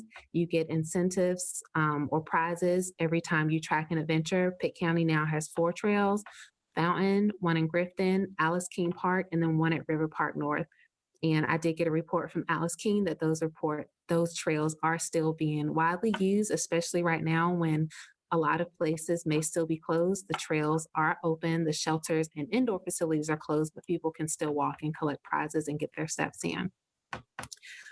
There's also a side program to that called Track RX, where physicians can write a prescription, or pediatricians can write a prescription for exercise to families, and we'll get those numbers back by how many prescriptions they wrote that people actually logged in their miles with and tracked their adventures on. Cooking Matters at the Store, or No Kid Hungry, teaches people or families, especially catered to those using WIC or food stamps, to shop healthy on a budget, to shop the perimeter. There's a $10 challenge at the end to help people directly apply what they just learned. So it's a good opportunity for hands-on learning, and it is proven to work. All of these interventions are evidence-based as mandated by the grant. So we were able to pick them up and change a few things as long as it was still in alignment to use these. They are still going right now, of course, during the time of the coronavirus. There is an option, which I'm working on, I'm hoping to work with Cooperative Extension with, to implement online the cooking lessons. But Cooking Matters at the Store on their Facebook and maybe on their website also hosts daily or weekly cooking demonstrations. And then Catch Kids Club is the last I'll explain. Now, this is only 4. We do have a total of 9, but that would take on a little bit more time than I'm allowed to tonight. So Catch, or the Coordinated Approach to Child Health, combines physical activity with nutrition in school and after schools. Right now, we mostly implement in after school programs, but Pitt County Recreation is involved in that, as well as Greenville Parks and Rec, meaning South Greenville Gym and EPS, and then also the Moorwood Cultural Center. So we did try and reach out of the traditional only implemented in school, because all kids do not go to after school at their school or with Pitt County Parks and Recreation. So we've reached, I don't know what that number is down there, but I believe over or close to about 300 kids now, and we are hoping to expand. They are supposed to implement right now the Boys and Girls Club and at Cornerstone Church, but COVID may have changed all of that. The Wellness Center, thankfully, which is hosting a lot of kids from families who have to work additional hours to help at the hospital, are staffed or are being watched over very carefully at the Wellness Center, and they are able to use the Catch programs with a lot of success. Next slide, please.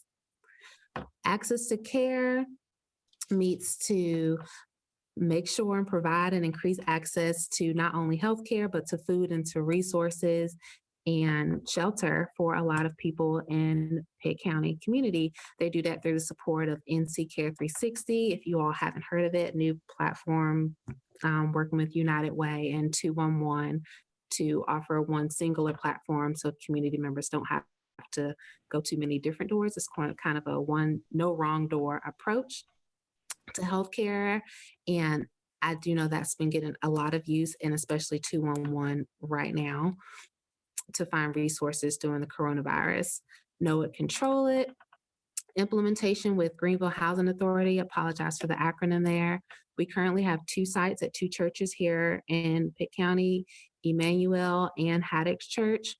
And then we're hoping to expand into the Greenville Housing Authority. They did meet and want to have blood pressure stations in all of their offices. When we did screenings there a while back, there were a few people who had to go to the emergency room, and there's a great number of people who actually did have high blood pressure and limited access to medication. So this will be a great intervention to share there. And the community paramedic program we've supported since it started. I can't remember exactly what year it's in, but they do help to reduce admissions into the hospital, saving the county and taxpayers lots of dollars. Next slide, please. Mental health is our newest priority area. I do not believe Pitt Partners has selected or felt like we could manage this before, but it's an increase in need. We all know, and it's increased more with the emergence and spread of the coronavirus. And the Mental Health Action Team has been working with Trillium and with Eastern AHAC, who are actually the chairs of that committee, to make sure that mental health resources are available, free or low cost for people in the community. Their main initiatives right now are to decrease the stigma behind behavioral health and to increase knowledge through mental health first aid training and to provide training to identified groups, and have helped actually to provide training at Haddock's Church. Mental health has mental health first aid training because they had to identify problems with no solutions to members in their church who may have been struggling. Next slide, please. That is all I have. Contact information, because I don't want anyone to think that all this information is available only through me or that all the work is done through me. There are 3 initiative chairs, and then there are project teams to help lead and expand and evaluate all of that work and keep it going. So I've included all of their contact information.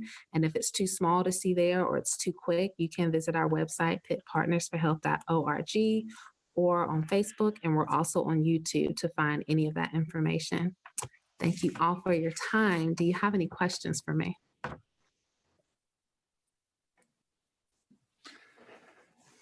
Yeah, very good, Tiara. Thank you for your report. Any the board members have any questions for Tiara? Okay, thanks very much. Thanks, Tiara. Another one of our Vidant partners is the Vidant Health Foundation's Community Benefits Grants Program. Kayla Hall, who normally does this report, was unable to join us tonight. So I'm just going to just give you a little bit of information about the foundation's support of our community initiatives.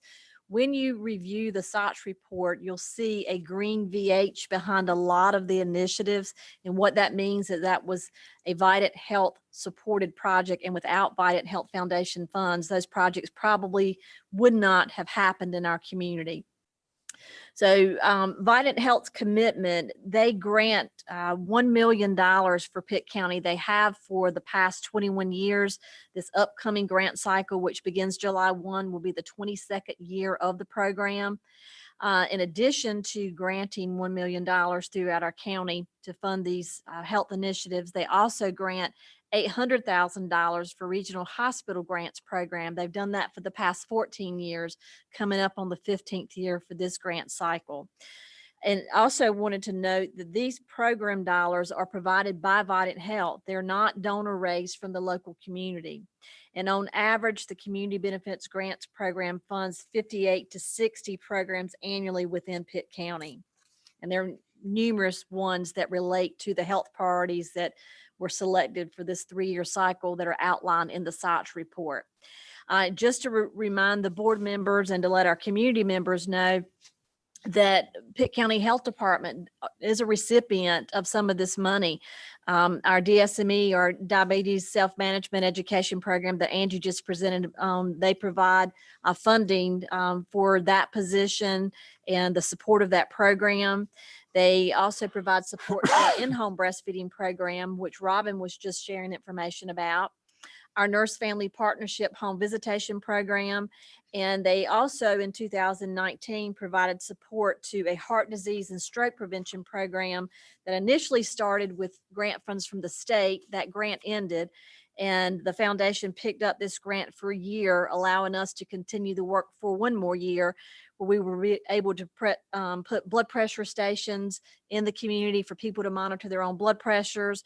We also work with Healthy Corner stores to help them offer healthier options out in the community, and many other things that grant did cover. But we do thank Vidant Foundation Community Benefits grants for these programs. And I didn't advance these slides, but this is the one that's showing you the actual amount, the $1 million for Pitt County the past 21 years, 800,000 for regional hospitals for 14 years, and then they fund 58 to 60 programs annually. The program's funded by the health department, or to the health department rather. And then Kayla Hall's contact information if anyone is interested in learning more about the grants program. And there again, we're very grateful to Vidant Health Foundation for that support. Okay, very good. Somebody, any of the board members have questions for Amy? All right, thank you very much. Okay. Now, is it, you're going to go on to next steps? Next or- steps, okay, sure. which very briefly, we'll continue to do the work of this that's outlined in the SOTCH report. This is the first SOTCH report that we published since the needs assessment was published in 2019. The next SOTCH report is due in March of 2021. So probably next May, we'll be back presenting that information again to let you know what progress we've made. We're also pursuing moving to a report card format that's recommended by the state. That's a new format that it may not appear in the same booklet form that we have now. And speaking of the booklet format, I do want to give a shout out to Carla Hansen with the Public Information Office. Carla designed that report and made it look very attractive and professional for the community. So I want to thank Carla for that. She spent many hours doing that. And then our next CHNA will be published in 2022. So we may have new priorities. The board may select new priorities or decide to renew the ones we're working on now. Same thing with Vidant. You know, that would be another process of collecting the secondary data, primary data in the community where we interview individuals, community members, have focus groups and opinion surveys to find out what they think we need to focus on and what they feel our health issues are. So we'll start all over. I do want to mention that we did not have any deficiencies in our SOTCH report. We received the review back from the state, as I said, a couple of weeks ago. So that means that we are approved to meet that accreditation benchmark, which we're excited about that. So to read the entire SOTCH report or the community health needs assessment, you can visit our website, www.pittcountync.gov/PCHD. Click on health statistics and then on the latest SOTCH report or the latest needs assessment, and it'll take you directly to the report. And here's my contact information if anyone has any questions or any questions for any of the other presenters tonight. Okay, very good. We do need to vote on this. Absolutely. Yeah, this is an action item. So we will need to approve the report as presented. Are there any questions, follow-up questions by any of the board members about what's been presented this evening?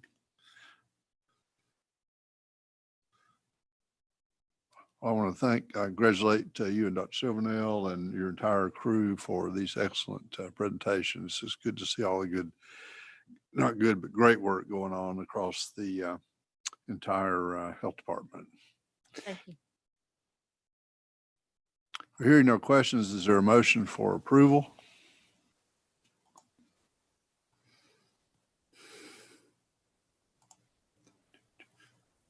I see Lowell and Rex.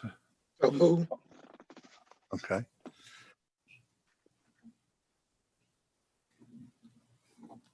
So is that a second from Lowell, primary from Rex, or? Yes, second Okay. from Lowell. Very good. All right. Any further discussion?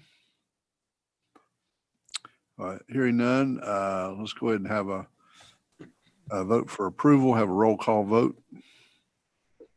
Tom Colson, Yes. Tina Dixon, Yes. Martha Engelke, Yes. Adam Harrell, Yes. Mark Hayes, Yes. Yes. Scott McIntosh, Yes. Natish Patidar, Yes. Kelly Pack Smith, Yes. that was 100%. Okay, yes. very good. Thank you all. And thank you again for an excellent report, Amy. Thank If there's no other new business, we'll move on to the Health Director's report. Dr. Silvernail.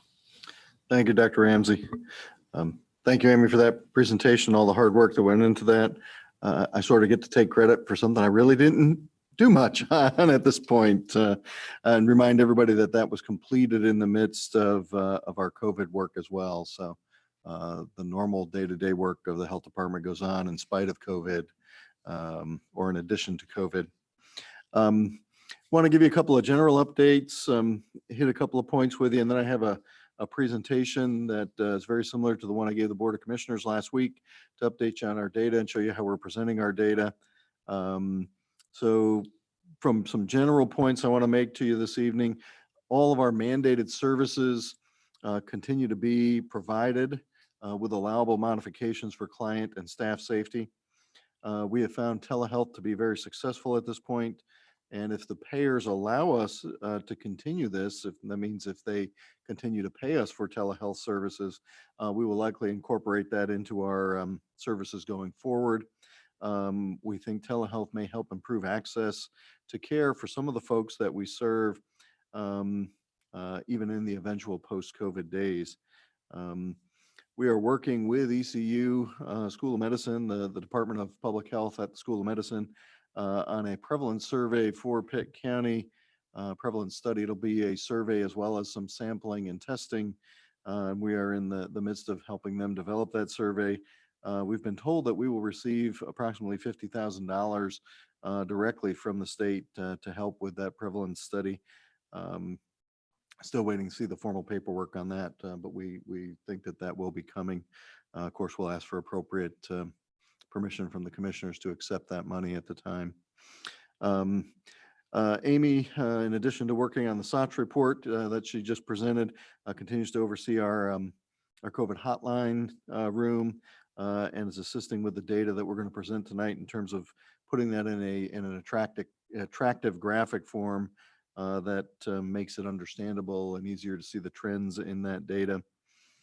From a human resource standpoint, we still have some folks on some of our employees on telework agreements.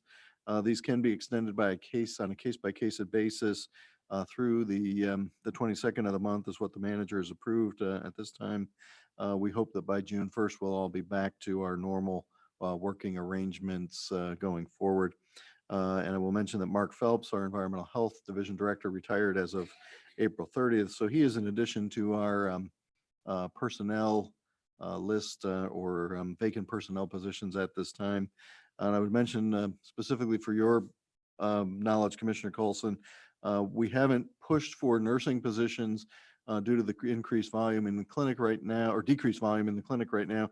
It would be very difficult to orient our nurses, new nurses, given the work that's being done virtually. So at this time, I think we're going to hold on filling those until we get back to more normal operation going forward. Mark's position, obviously, we do need to get that posted and advertised, and we'll be requesting that. Maternal and child health, we had anecdotally one day, it was brought to my attention that we had 18 positive pregnancy tests on one day since COVID began. So this morning I asked our maternal child health supervisor to run a report on the number of pregnancy tests that we had for a period of time. And she ran a report for last year from March 1st through April 12th and found that in that time period, we had 64 positive pregnancy tests. This year, from March 1st to May 12th, we had 99 positive pregnancy tests, an increase of 35 or 55% over last year.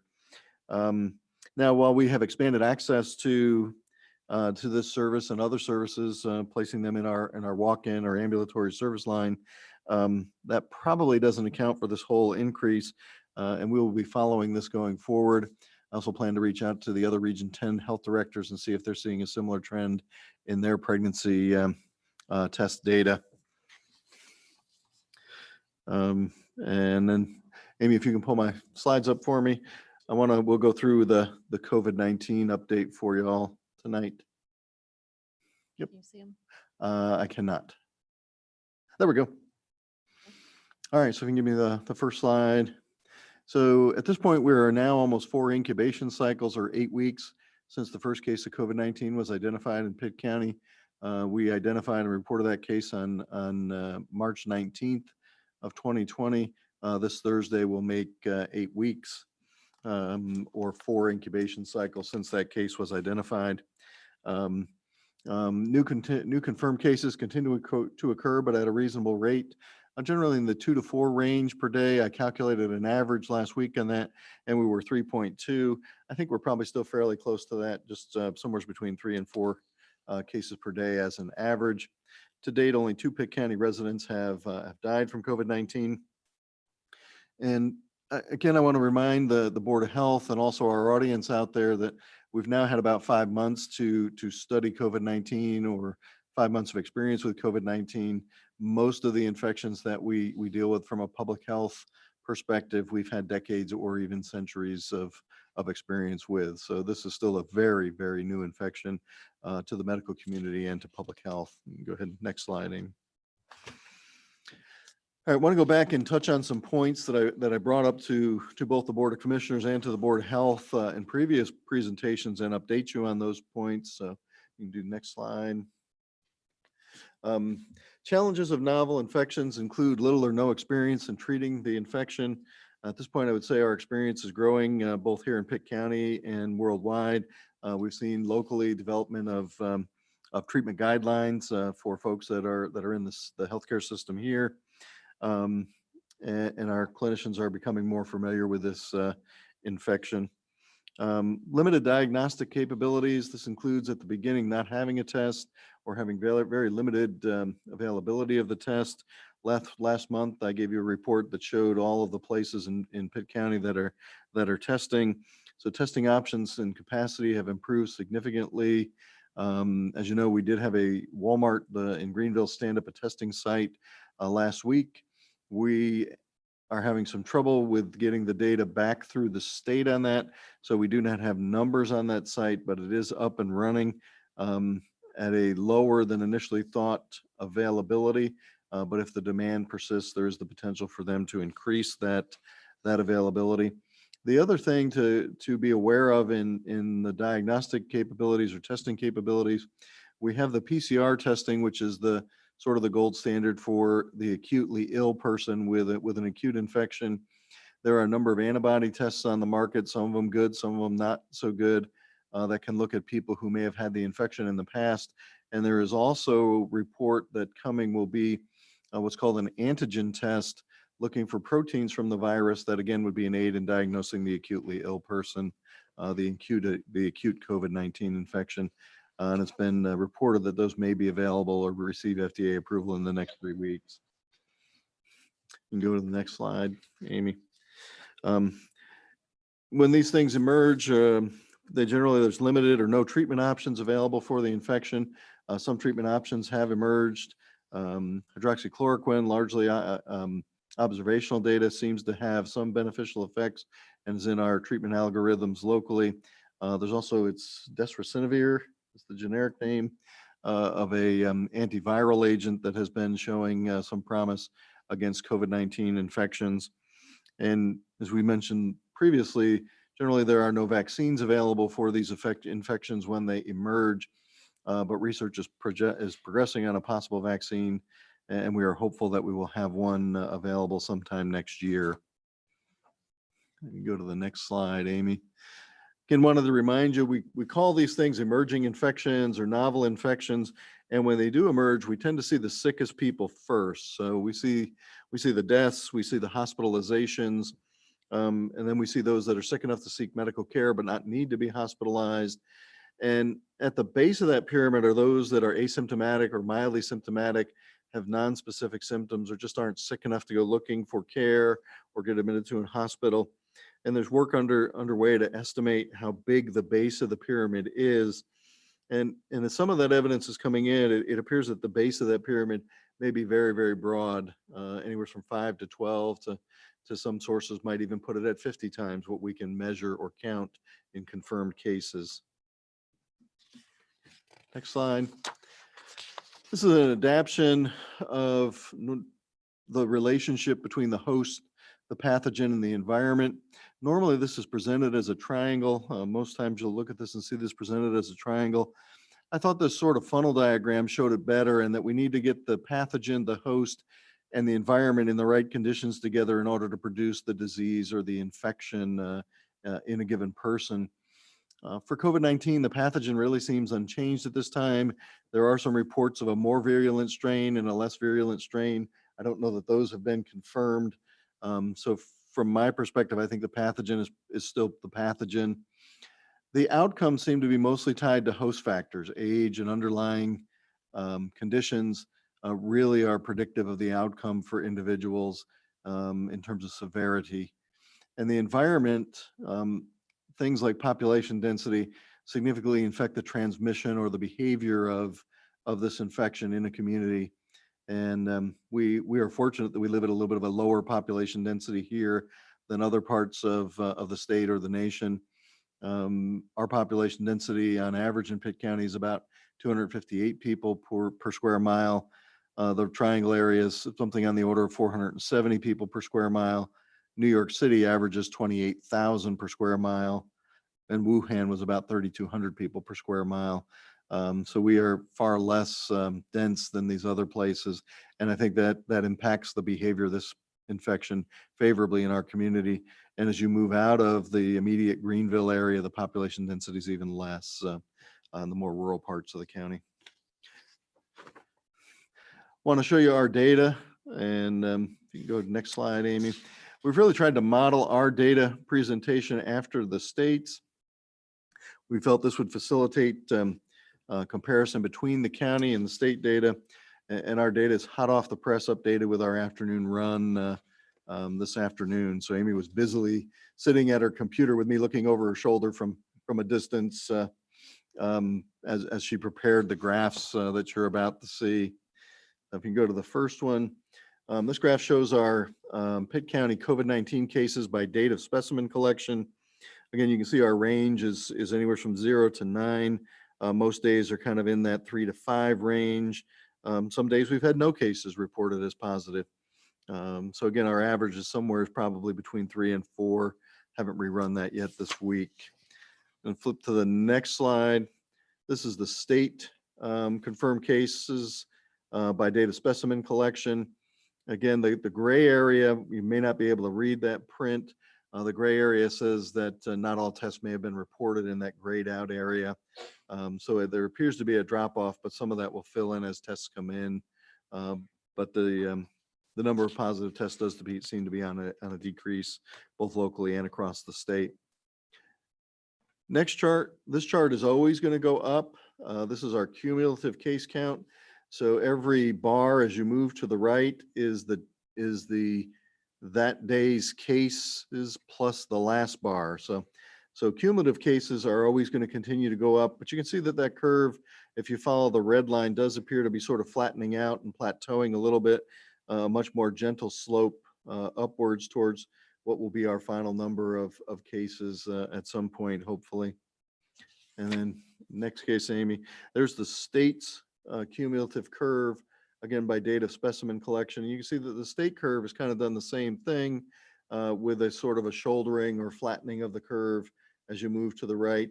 Again, there's some uncertainty in that gray box on the state's curve. We didn't put a gray box on ours. We do update ours. Sometimes we get tests that are older, and we do update that from day to day if we get cases that are backdated. The state's gray bar represents where they think there may be backdated cases in their data. Next slide, Amy. This shows our Pitt County COVID-19 cases as a percentage of positive cases of total cases for that day. So every day we look at the data, look at this twice a day. This shows the afternoon runs, but usually the morning data has shown a similar trend, or maybe even a small decrease again from morning to afternoon. You can see by the end of March, we were up running in the 18 to 20% range. One day we were a little over 21% and kind of stayed there. Beginning on about April 15th, 16th, we dropped from 20% to 18%, and that has dropped pretty much every day since that time. So it would be over 2 weeks now, to where at the end of the day today, we ran that percentage. We were at 7.4% of our returning tests were positive, which means that 92% plus were negative in our returning tests today. So again, a favorable trend in that as testing has expanded, fewer and fewer tests are returning positive. And next slide. State, kind of same thing, not as clear of a downward trend. At the end, looks like that's kind of flattened out, but they're at in their last bar about the same range that we are across the state at 7% on the last day of data that they're showing. So again, I think comparing favorably to what we're seeing in our data, or although our downward trend I think is more apparent than it is in the state data. And then that next slide, Amy. This is just a bar graph kind of showing the total number of tests that we know have been done in the county. Our negative tests at this point are a little over 2,000 negative tests. We've had 174 positive tests. We estimate that 125 of those people have recovered at this point, and we have only had 2 deaths in the county at this point in time. If you look at that as cases per 100,000, we are 87 cases per 100,000 in Pitt County. In the state, I did this calculation yesterday, we were 140 cases roughly in North Carolina, and in the nation, we were 388 cases per 100,000 if you looked at the US as a whole. From a deaths perspective, we're about 1 in 100,000 people in Pitt County has died at this point in time. And then last graph, wanted to show this to you. This is the influenza-like illness surveillance for North Carolina. The red line is this year's flu data.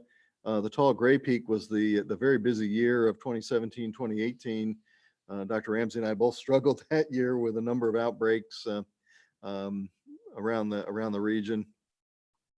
And then the 2018, 2019 was a more typical flu year where the excuse me, the ILI rate climbed up to around 6% or a little over 6%.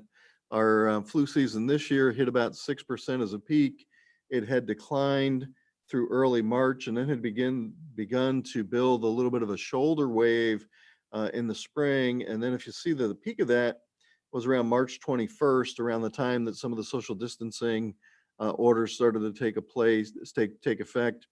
And then it dropped very, very precipitously and has continued its trend down to its summertime baseline, down around 1%. So that's while this is influenza-like illness, this likely serves as a marker for an impact on COVID as well, since the diseases are spread in a similar fashion. So I've shown this to folks as a marker of what the social distancing has done to influenza and as a proxy for what it has probably done to COVID in the state as well. And that's my last, that's our last graphic. So happy to take questions from the board if anyone has questions about that data. All right, very good, Dr. Silvernail. Thank you. Board members have any questions for Dr. Silvernail? I see Dr. Harrell.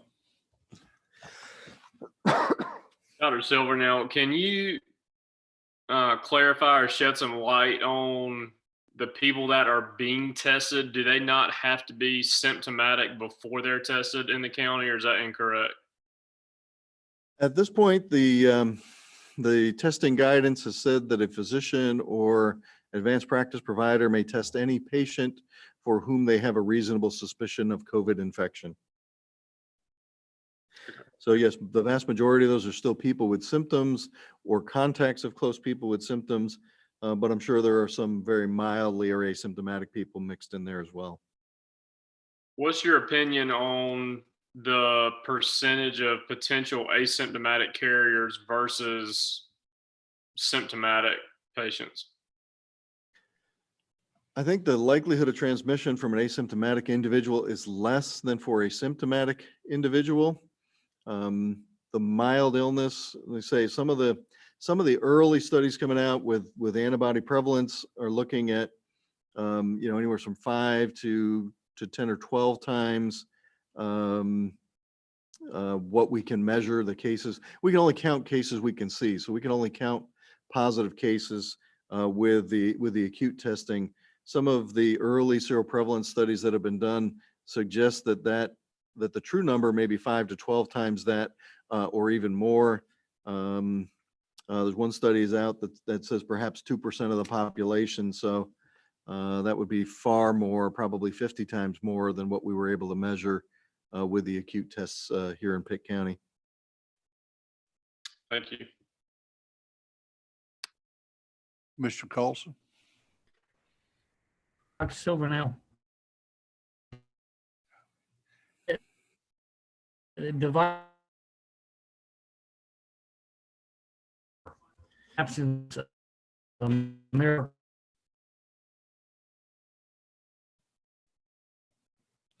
Commissioner, we're having a little trouble hearing you. You may want to repeat that.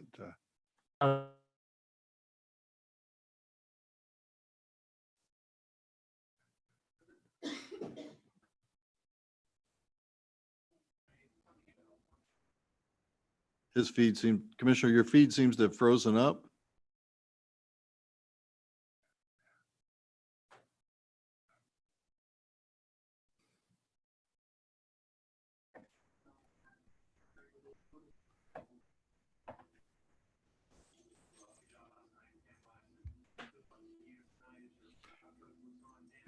Commissioner, you want to try that question one more time, please?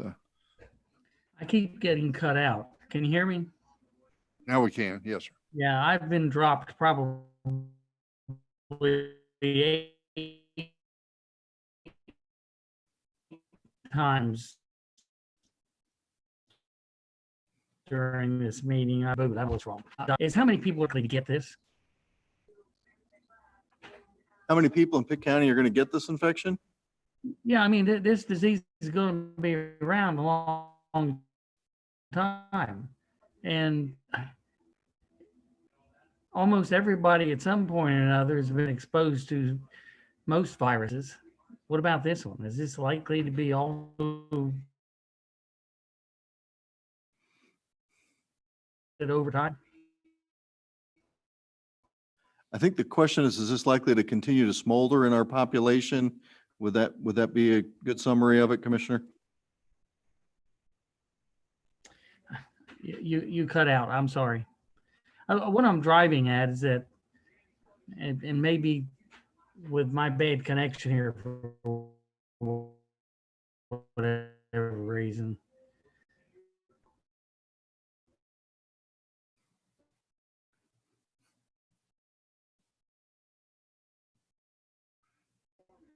I don't want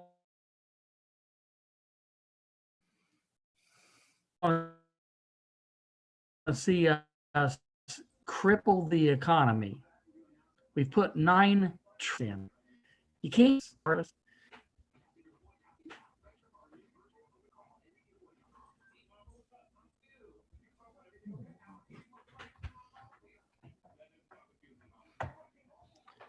I don't know. Well. Commissioner, we could hear some of what you were asking, but we were having a little trouble. You were talking about the impact on the economy, crippling the economy. Well, apparently I'm not going to be able to get the question asked. I think if I understood you, the question is, will this persist in our population for a period of time, or in the population for a period of time? Yes. I think the answer to that is probably yes, Commissioner. The stay-at-home orders that were implemented were done so to try and spare that, whether you call it a Category 5 hurricane and try and convert that to a Category 1 or Tropical Storm 1. That was Dr. Waldrom's imagery on this. I'm an old fireman, so instead of a 5-alarm fire, maybe it's a 1-alarm fire and a room and contents fire. I think this does probably need to smolder and slowly burn its way through our population. And until we have a vaccine that we can use to protect groups or prevent it from being transmitted, the likelihood is that this is going to continue to slowly spread in our community and in other communities. Again, I think the driver of that is population density, and our lower population density here is somewhat protective for us. The other coronaviruses, SARS and MERS, eventually burn themselves out. This one seems well adapted to the human as a host. And we certainly could hope that this would burn itself out. But I think eventually this continues to smolder and gradually burn its way through our population. And that's really probably what we should hope for at this point, so that we don't overwhelm the healthcare system, that people if they get sick with this or unlucky enough to get sick with this virus, that we maintain the capacity in the healthcare system to care for those individuals, not overwhelm the hospital system here or anywhere else for that matter. But the idea that we can prevent this completely, I would be lying to you if I told you we could prevent this completely with anything right now, until we have some effective medicine that could serve as a chemoprophylaxis or a preventive medicine or a vaccine. Maybe the only things that would be able to stop this thing from spreading completely.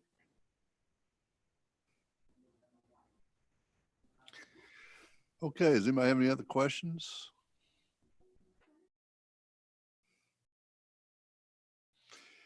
Hearing none, we've reached the end of our agenda. Is there a motion to adjourn? I got it. So move. Second. You can go get a second.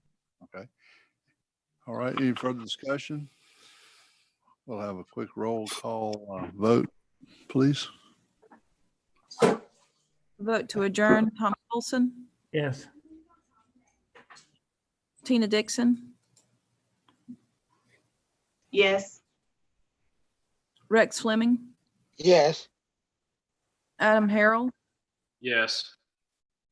Mark Hayes, Yes.